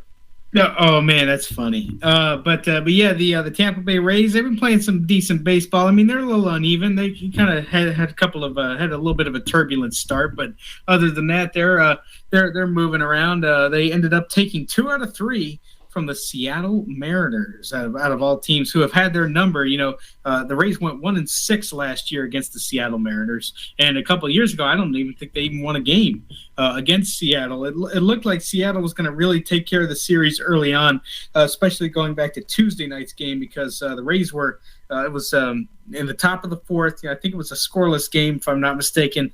But Seattle ended up scoring 7 runs, several that were unearned. No, all of them were unearned, and they were all on Tampa Bay Rays errors. So they ended up winning that game on Sunday or on Tuesday night. They actually won it 8-4. They only scored 1 more run, and then Tampa Bay came back. Rene Pinto was been brought up by the Tampa Bay Rays because Francisco Mejia is on the COVID list, so he's still on the COVID list for a few more days. He actually tested positive for COVID-19, so they had to bring up a catcher from Durham, and they brought up Rene Pinto, who has been kind of a prospect they've been looking at, and he had his first big league home run. He's also accomplished his first big league hit at the same hurdle, so he got those out of the way, so you can celebrate those. But they brought him up.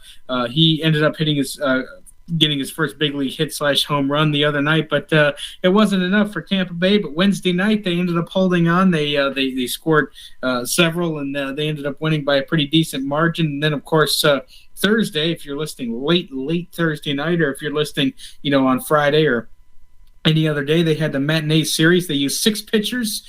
to combine for a 2-1 victory over Seattle. And now they're welcoming in the Minnesota Twins, who have the same record as the Tampa Bay Rays, but they're off to a great start. They've hit a combined 20 home runs already this season. And, of course, you know how talented Byron Buxton and Dylan Bundy and just so many of those players are. Dylan Bundy is going to get the start tomorrow night for the Minnesota Twins, being it Friday. And, Rich, you know what his record is so far? Yeah, Dylan Bundy, first of all, let me tell you about him. He actually pitched at Baltimore for a time. He was a Baltimore Oriole pitcher, so we see him a lot in the American League East. Dylan Bundy is 3-0 with a .85 ERA.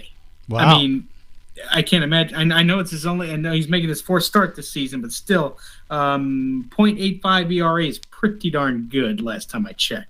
And the Rays have had up and down success against them. So they got a big offense. Minnesota's got an offense. They're right in the thick of things right now in the AL Central. So it's still very early. And then the Rays go out west to take on the Anaheim Angels the Oakland Athletics, Seattle Mariners, and of course, the Anaheim Angels, the LA Angels, and Mike Trout and Shohei Ohtani and of the bunch. So, and speaking of the Rays, I was actually there at the game this past Sunday. I went to watch them play the Boston Red Sox. Shane McClanahan pitched our ace, our opening day starter. And by the way, I got to let you know that Red Sox hitters early on were getting lots of loud contact off of McClanahan, but he gave up 2 runs in the first. But other than that, Tampa Bay ended up coming back.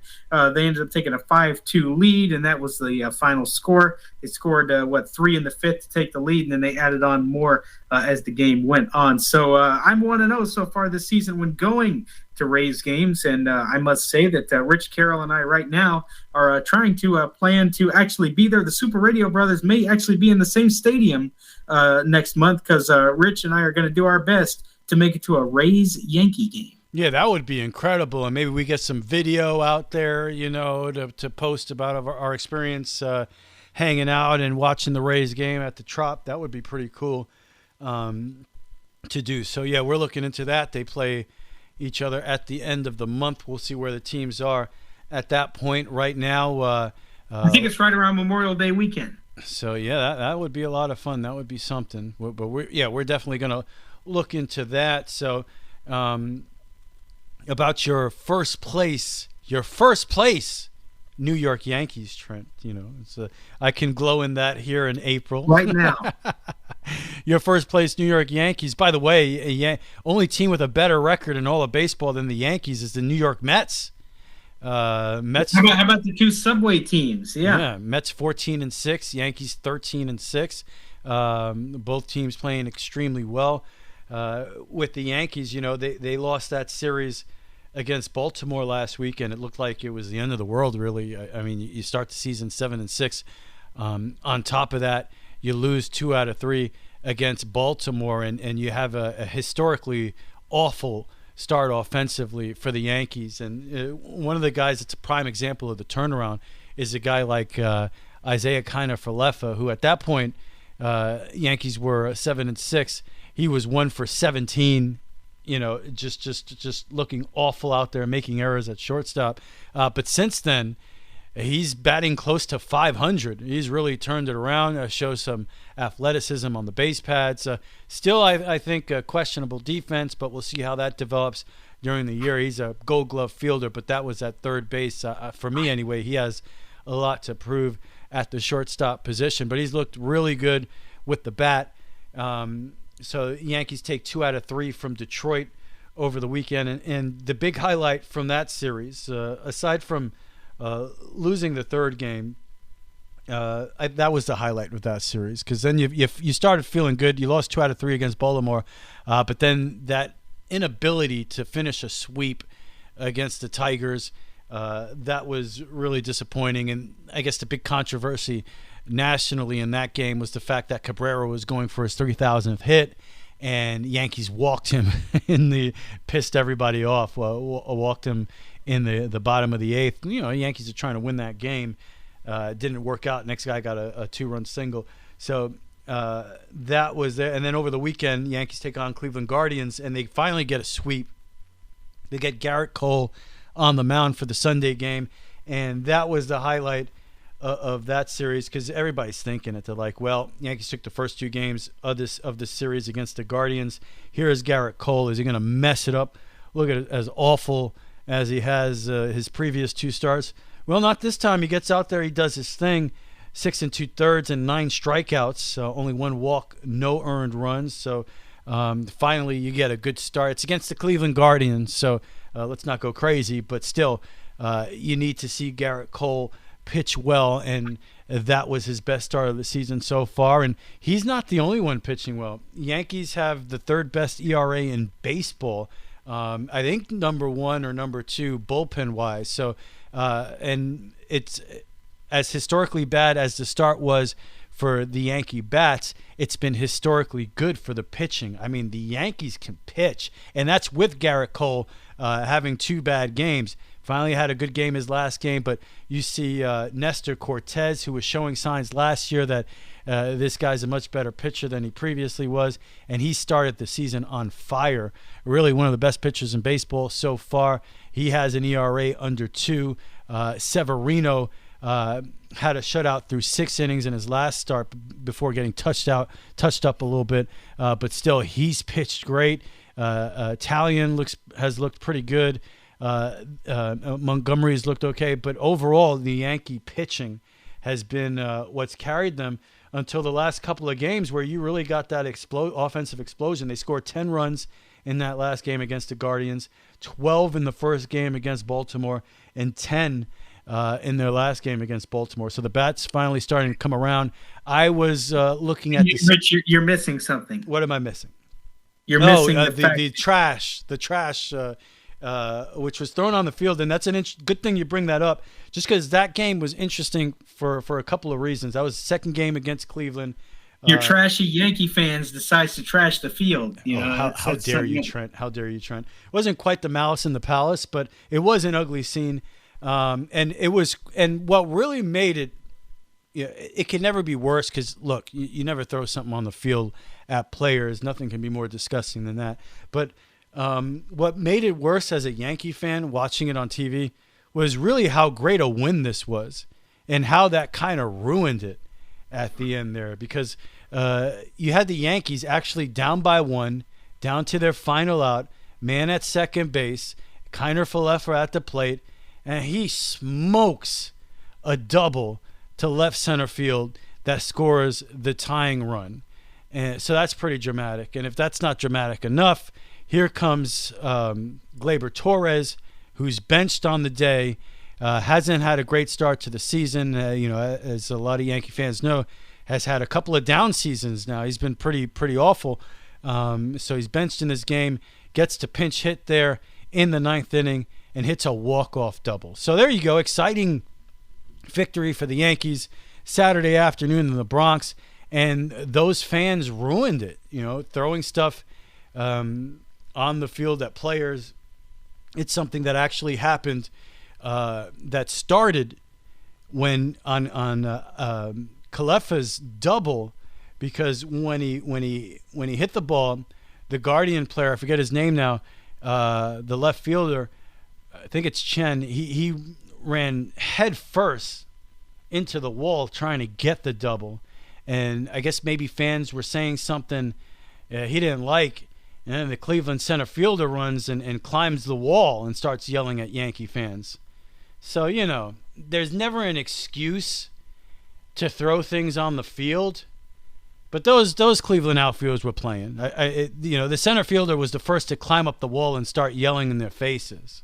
So if you want to get right down to it, the Indian outfield participated too. And again, there's no excuse or anything that's going to cover up the fact of how ugly it is to throw things down the field, threaten player safety, anything like that. That's terrible, terrible stuff.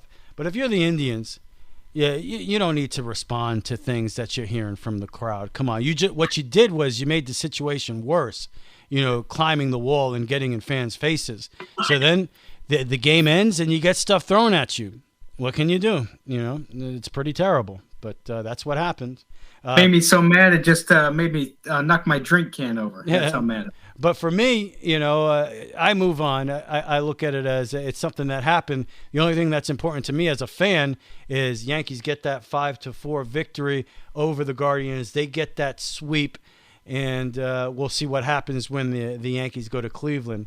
Hopefully it won't be a bad situation. But then they get the sweep of the Orioles, and away you go after starting 7-6. It shows with baseball.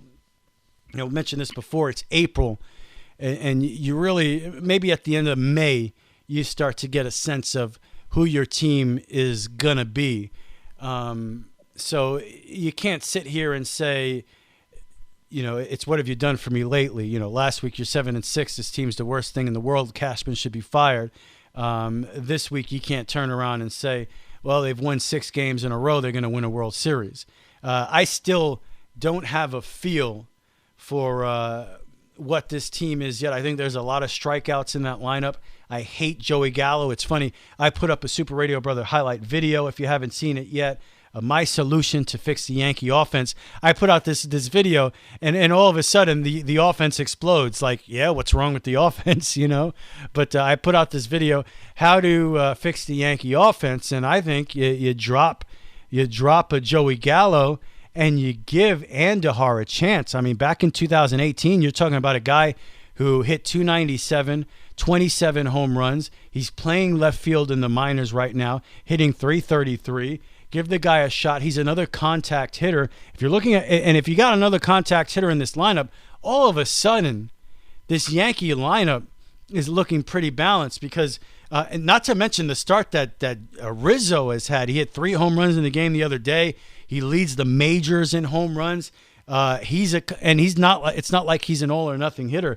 He's a contact guy. You got Rizzo in the lineup. You got DJ LeMahieu. What Kiner Falefa's looking like. If you got another guy like Andahar in there that's a contact hitter, and then the other guys are power guys, all of a sudden that Yankee lineup is looking a lot more balanced than you were thinking it's going to look. And combine that with what the pitching has been, the team can be dangerous. So it's early, it's April, but it's hard not to feel good coming off of a 6-0 homestand, Trent.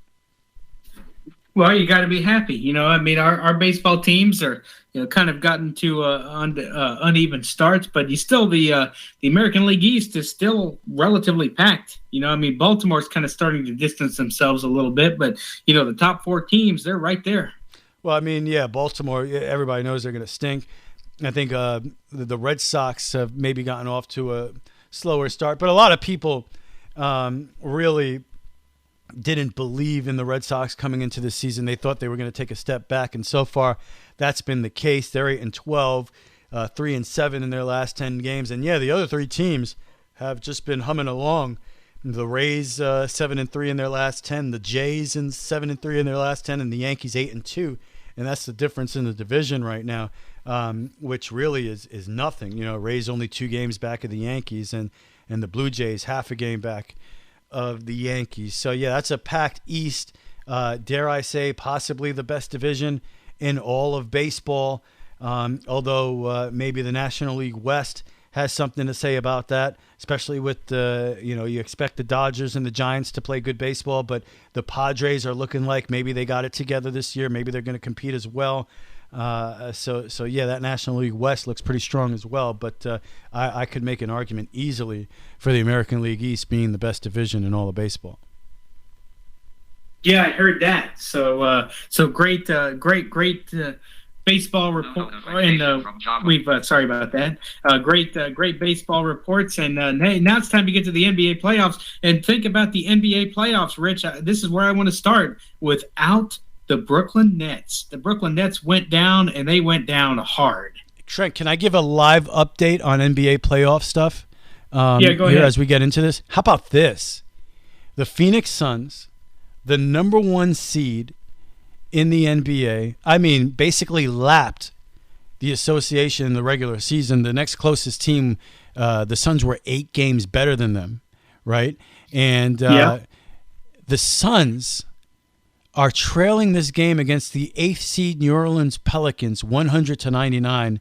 Pelicans trying to force a Game 7 in the first round against the Phoenix Suns, who were 8 games better than the next closest team in the league. So you're just, and the way Ingram is playing in this, and of course McCollum is a top talent in this league. And a lot of people didn't think Devin Booker would be back in this series. I'm kind of shocked to see him playing in this game. Came up with the hamstring injury earlier in the series. Most people had the Phoenix Suns sweeping away the New Orleans Pelicans. Which obviously in the NBA, when you're taking on an 8th seed, that's what you expect, especially when you're dealing with a Phoenix Suns team that won 64 games this year. But right now they are locked in a dogfight with the New Orleans Pelicans. 100-99 Pelicans up by 1, trying to force a Game 7 with 4.5 minutes to go in the fourth quarter. Pretty exciting game right now, Trent. Yeah, it really does. I mean, and who knows what? And we're thinking about, oh my gosh, what does the NBA playoffs look like without the Brooklyn Nets? What would they look like without the Phoenix Suns out of all teams? I mean, you would talk about what a collapse. Well, if that were to happen, all right, you got the Dallas Mavericks playing Game 6 tonight with the Utah Jazz, trying to eliminate the Jazz. And I've been talking about it all year. I think Luka Doncic is a top 5 talent in this league.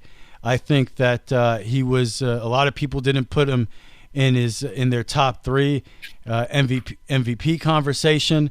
Most people just had it with Embiid and Djokovic, and then you can throw in DeRozan in there, and of course Booker with Phoenix. So most people wouldn't have had Doncic in their top. I think he's top 3 MVP candidate this year. You look at the turnaround Dallas had second half of the season after the Porzingis trade, bringing a Spencer Dinwiddie in, and I love what I'm seeing from Dallas. I love the way they play defense, and they got the star, man, the star that makes it happen. So if New Orleans was somehow able to win this series, which I still don't think they will, Phoenix now takes a 1-point lead, but even if Phoenix wins, Dallas, I'm assuming Dallas is going to win here. Maybe that's not a good thing to do. Dallas has Game 6 tonight, but I don't care who the opponent is. I think if New Orleans wins, that opens the door for Dallas to easily get to the conference finals.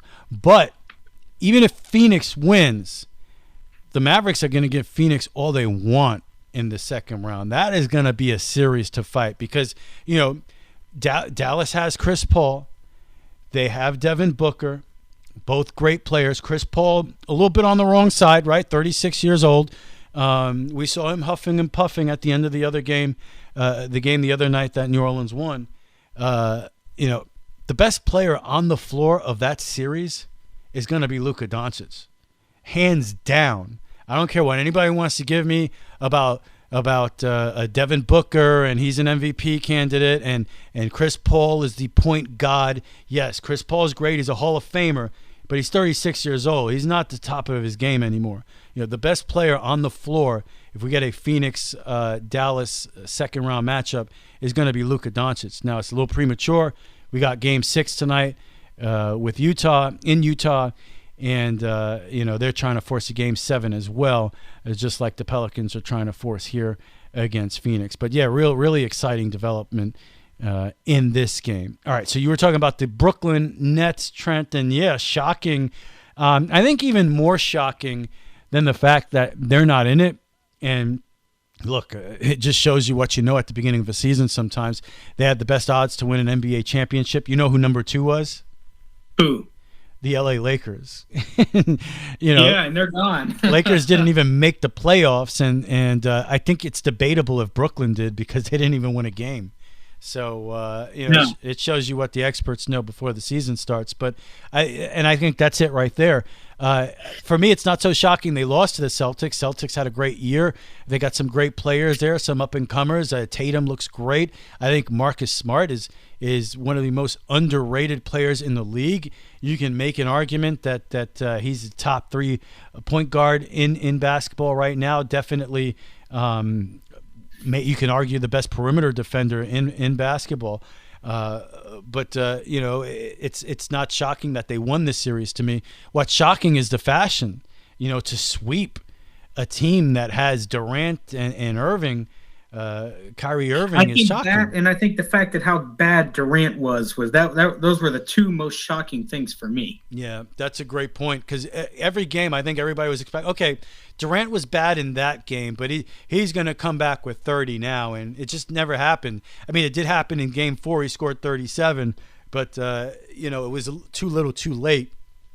And, and that's true. He was terrible in those games leading up to Game 4, and not just with the inability to score, but turning the ball over, making terrible plays. He was shook, They were really in his head, and they played great defense. And I don't think they were ready for that. And it just shows you can't have one of your great players be a part-time player, and expect that. And then of course Durant missing a good portion of the season with the knee injury.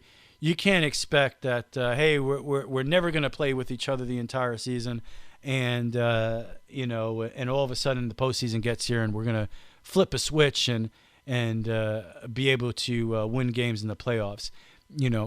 Maybe that would have happened against one of these other teams, but the Celtics were ready, man. They proved that they are one of the, if not the best defensive team in basketball.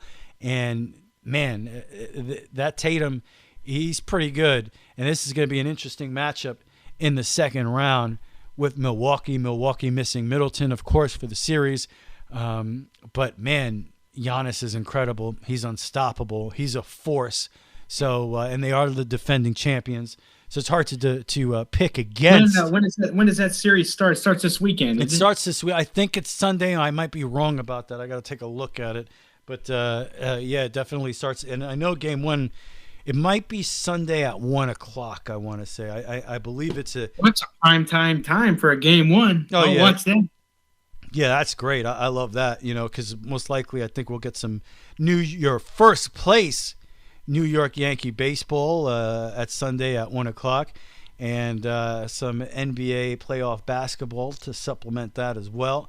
So I don't know if they'll be in first place by Sunday. Yeah, well, that's a good point. They might not be. It's the margin is that close. But Milwaukee, Boston, Game 1, Sunday at 1:00. So that is exciting. That is an exciting second round series right there. But The league has grown to a point right now where the second round, every matchup just seems so incredible and so much fun, because there are a lot of good teams in the league right now and a lot of young stars. And, that's what makes the NBA fun right now, is that we're going to get to the second round here, and there's not going to be one bad matchup. It's going to be a good time.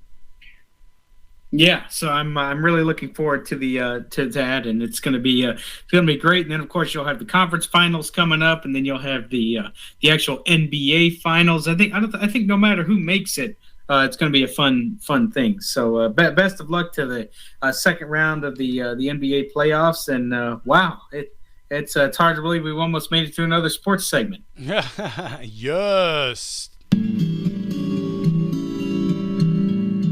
It's time to sit down and unwind and listen to the Couch Report.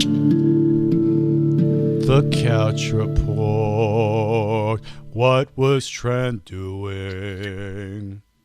What was I doing? Not sitting on my couch. Well, you know what we call that, Trent? What? We call that an off the couch report. So, well, yes, off the couch report. Well, I'm going to have a little more time. Once I graduate, I'm going to be on my couch a little bit more. So it'll be nice. My couch will welcome it. Hey, it's all good to have an off the couch report. That's pretty great. Yeah, so that's true. I don't want to lose track here, Trent, but a minute 30 left, and the Suns have taken a 4-point lead. So they are 88 seconds away here from moving on to the next round. That would be a minute and 28 seconds. A minute 30 seconds would be 90 seconds. Yes, it's a minute and 28 seconds left in the fourth quarter. Thank you for the math, Trent.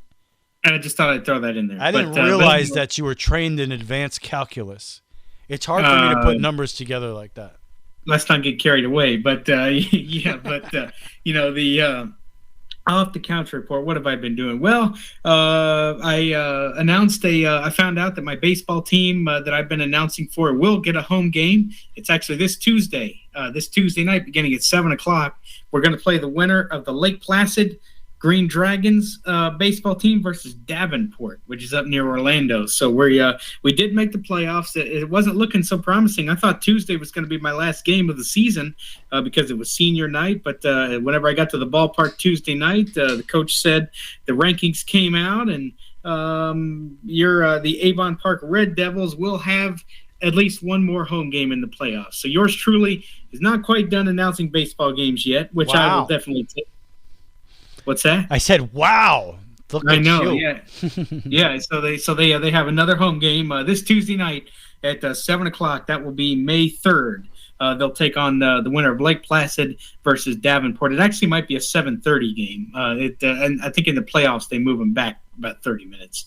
So that should be nice. And still got that going. Getting ready for my commencement speech. Graduation, Rich, is less than 2 weeks away. Next week's show. When we do the show next week, we will that will be the final show before I will have my college degree. So after we do the show, and then of course we'll have another one. And the first show after my graduation will be the one where Trent has a college degree. So that's a milestone, man. So wow, it's monumental in many ways, because actually, this episode, Trent, is the 299th. The 299th episode I've done in Florida, which means next week will be the 300th episode of Super Radio Brothers, which is pretty amazing. So it's a monumental one in many ways for you and for the show as well. 300s to count here in Florida. I've done many different versions of this show all the way back to 2008. So it's hard to say how many ultimately episodes there are in that many years with this broadcast, Trent, and many different hosts, but co-hosts. But man, oh man, to be down here in Florida and get to 300 is amazing. It really is. I'm just happy to be a part of it. Oh, yeah. You're probably, I'll say it right now, you're the best co-host ever. You definitely are. So, and I'm not lying and having my fingers crossed right now as I say that. How nice. That's so heartwarming. Yeah, I'm totally not lying to make you feel good. Oh, okay. Well, I appreciate that. But yeah, that's pretty much it with me. Still just watching sports and getting ready to graduate. Getting into I've actually been doing doing lots of cardio work on the treadmill lately, Rich. Things you don't. Of course, you knew about this. You knew this about me personally, but in terms of exercising, I do like to exercise whenever I'm able, and I find it. I try to walk around my neighborhood once about every day or so, and try to enjoy that. And I might come across some interesting things along the way. I've gotten to where I also love the treadmill. The treadmill is very therapeutic to me. I can listen to music. I feel like I can get fresh ideas whenever I'm running on the treadmill, Rich. I don't know why. Just something like my brain, something that goes through my brain. Just my brain cells are moving. Things are happening upstairs, if you know what I mean. So I've been doing lots of running, doing lots of walking / jogging on the treadmill. Really enjoy that. I like to exercise, and just trying to spend as much time outdoors as I can and enjoy the last little bit of time that I have at South Florida State College. All right. Getting ready to make the move to adult life. Right. Well, it's like I say it like you were 6 years old yesterday, but today you're an adult. That's right. Exactly. It's not like I'm graduating high school or anything. Or elementary school. Right. Exactly. Yeah. But congratulations! A lot of cool stuff going on there with you. And Rich said that he will be there in spirit watching my graduation. He said he's going to watch it live. I'm actually going to meditate and leave my body. Ooh. I don't know if you can do Okay. that, but what I do is I'm able to focus my mind through heavy meditation and heavy drug use, and I can leave my body and basically go wherever I want in the known universe, and Okay. and sometimes the unknown universe. So maybe, Very good. yeah, maybe it's just sometimes I intend on going to your graduation when I leave my body, but I might get distracted. There's so much to do in the unknown understand. universe. You know what I mean? I get it. And no hard feelings. I'll just Cool. say, if you can't make it, I'll just say, I'll see how it is. I Yeah, understand. yeah. My friend Rich was going to show up, but he got, he's busy in the unknown universe. So just go with that, okay? Yeah, I like it. It sounds good. Phoenix has a 3-point lead with 20 seconds left here. Looks like maybe they're well on their way to the second round of the Western Conference playoffs. All right, so what have I done? A couple different shows I've been into. Of course, Moon Knight. You have an episode 5 review coming up on Super Radio Brothers, highlights, YouTube, everything. That's coming up soon. Thank you so much to everybody who's supporting it and checking out my reviews. If you saw episode 4, it was not a glowing review. Spoiler alert. Episode 5 will not be a glowing review either. I'm sorry. It's hard. It's hard for me to like stuff, Trent. It's hard, and this is not good. It's hard. You know what? Here, this is a better way to say it, Trent. It's hard for me to like stuff that's not good. How about that? Does that make sense? Yeah, I like it. I'm down with that. I can dig it. So that's coming up. A review on that here soon on our YouTube and everywhere. Super Radio Brothers social media. So go on and check that out. Ozark is back this weekend. I mentioned before that to me it's one of the great shows of all time. It's hard for me to pick between Ozark and Breaking Bad. I think two amazing shows. I'd probably at this point give Ozark the edge, but part of it is I have to see how it ends, and we're going to get a chance to see how the story ends here as the final season, the second half of the final season is finally out on Netflix. Looking forward. So you know what I'll be doing this weekend. There's going to be a lot of Ozark, definitely a lot of Ozark. What do they call that, Trent? Viewing, binging. Binge watching. There's going to be some Ozark binging. Let's see. I still love the Halo show on. I always forget which one that one's on. I think that's Paramount Plus. From ended last week, and I love that show. Epics from. So happy to see that it's renewed for a season 2, because the end of season 1 was no ending at all. If there was anything disappointing about From, it's just the fact that the ending was so abrupt and gave you no closure at all. It felt like there should be an episode tomorrow, but that's not going to be the case. I don't know when season 2 comes out, but it's just it was so good that you really wish that, man, I wish the next episode was coming out next week. It was another one of those shows that you're just waiting for. You're anticipating it, and you watch it the same day it comes out. Another show like that for me right now, and it is the show that kind of I'm focused in on, and I know Sunday comes, and I'm going to get a chance to see Winning Time, the story of the rise of the Lakers dynasty, which has been just amazing. I love the story. A couple of things that I had no idea about going into it. I love the part about how Magic Johnson turned down Nike for Converse. Like instead of going with Nike, he goes with Converse. Like Nike was this nothing upstart, and I think he agreed to a deal with Converse for an annual salary of $100,000. And I think the show says that ultimately that cost him $3 billion. That was a mistake, and bringing Larry Bird into it, and kind of like how they're both fighting for the spotlight in the NBA at the time, and just all the risks that Jerry Buss took, and his desire to build a winning franchise, and maybe the most interesting thing is just the dynamic between Westhead, and Pat Riley and Kinley, the coaches of the Lakers, which is just really one of the most interesting aspects of the whole show. How they brought this Kinley guy in with Westhead, and he's this genius coach that kind of wants to bring a different style of basketball to NBA, more of like a motion offense, something that really took hold in the 80s, and we've seen return here, kind of like this constant motion offense. And he is in a terrible accident mid-season, a biking accident that knocks him out, and backup coach Westhead takes over. And I remember seeing Westhead as a kid have different jobs in the NBA. I wasn't familiar with this, how his career kind of started.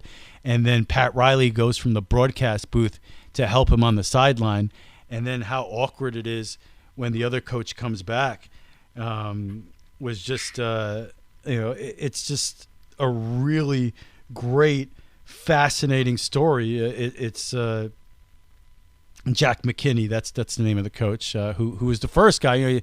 They get him, and he got it started, but he gets in a terrible bike accident. So Westhead and Riley take over, and then when McKinley comes back, it's a problem. So all of that, and we all know what Pat Riley eventually becomes. So. And his story is great in the show. It's just like, I remember Pat Riley as the Knicks head coach, and of course what he's doing with Miami now as a general manager. But yeah, back then they show him as a guy who won a ring as a player, but doesn't know what to do with his life anymore. So kind of fights his way to get involved with the Laker organization, doesn't know what his place is there, decides to be a broadcaster. And when McKinley goes down, Westhead asks him to be a coach because he recognizes that he can do that. And then when McKinley comes back, he wants Riley out. And it's just amazing that this stuff was going on. And, I knew that Magic's rookie season was great and everything. I always kind of looked at it as kind of like a Derek Jeter thing, this amazing rookie that comes in and wins a championship, it just like and wins multiple championships like Jeter did.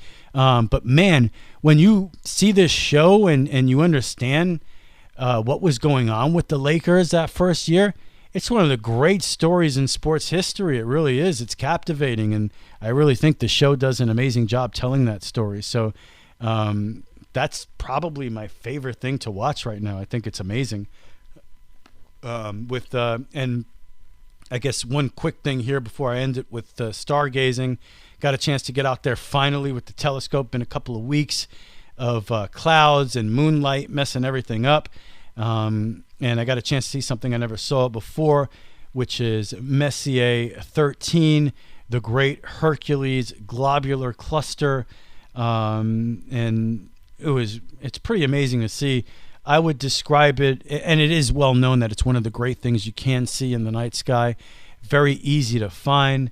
Similar to kind of the Orion Nebula, where it's so huge and easy to find and easy to see that it's just a spectacular object to view.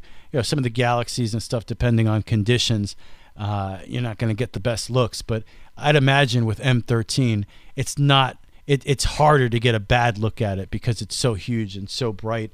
And basically, it's just an area of space of condensed stars, of hundreds of thousands of stars, anywhere between 100,000 to 300,000 stars, about 25,000 light years away, a place where stars are born.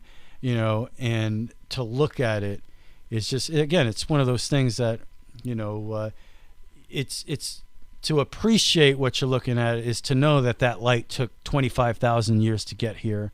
And you're just seeing the birth of creation. I mean, there's no other way to put it. You're looking at something that, and quite frankly, that most of humanity's never seen before.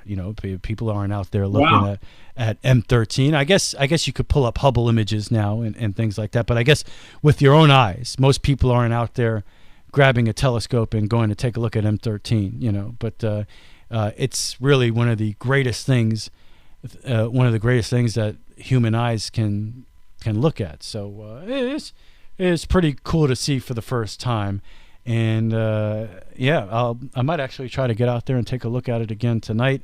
It's in the Hercules constellation, the Great Hercules Globular Cluster, and it was the second time now since I got the telescope that the first time I'm looking for something, I find it with the first try, which is showing that I'm getting pretty good at this.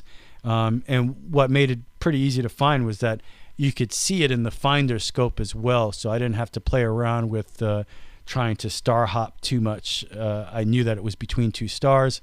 Look through the finder scope and whoa, there it is. So pretty easy to see, just like I said, like the Orion Nebula. So I don't know, it was almost like one of those things, Trent, that's kind of a religious experience. My mind was blown. It's an experience to remember. Oh yeah, and I will see it many more times before it's all said and done, as they say. Trent, thank you so much. It was a great show. I had a lot of fun. Yeah, me too. But we've reached the shore. It's hard to believe, hasn't it? You stole my thunder. In the words of Bob Dylan, time is an ocean, but it ends at the shore. The Super Radio Brothers have reached the shore. See ya!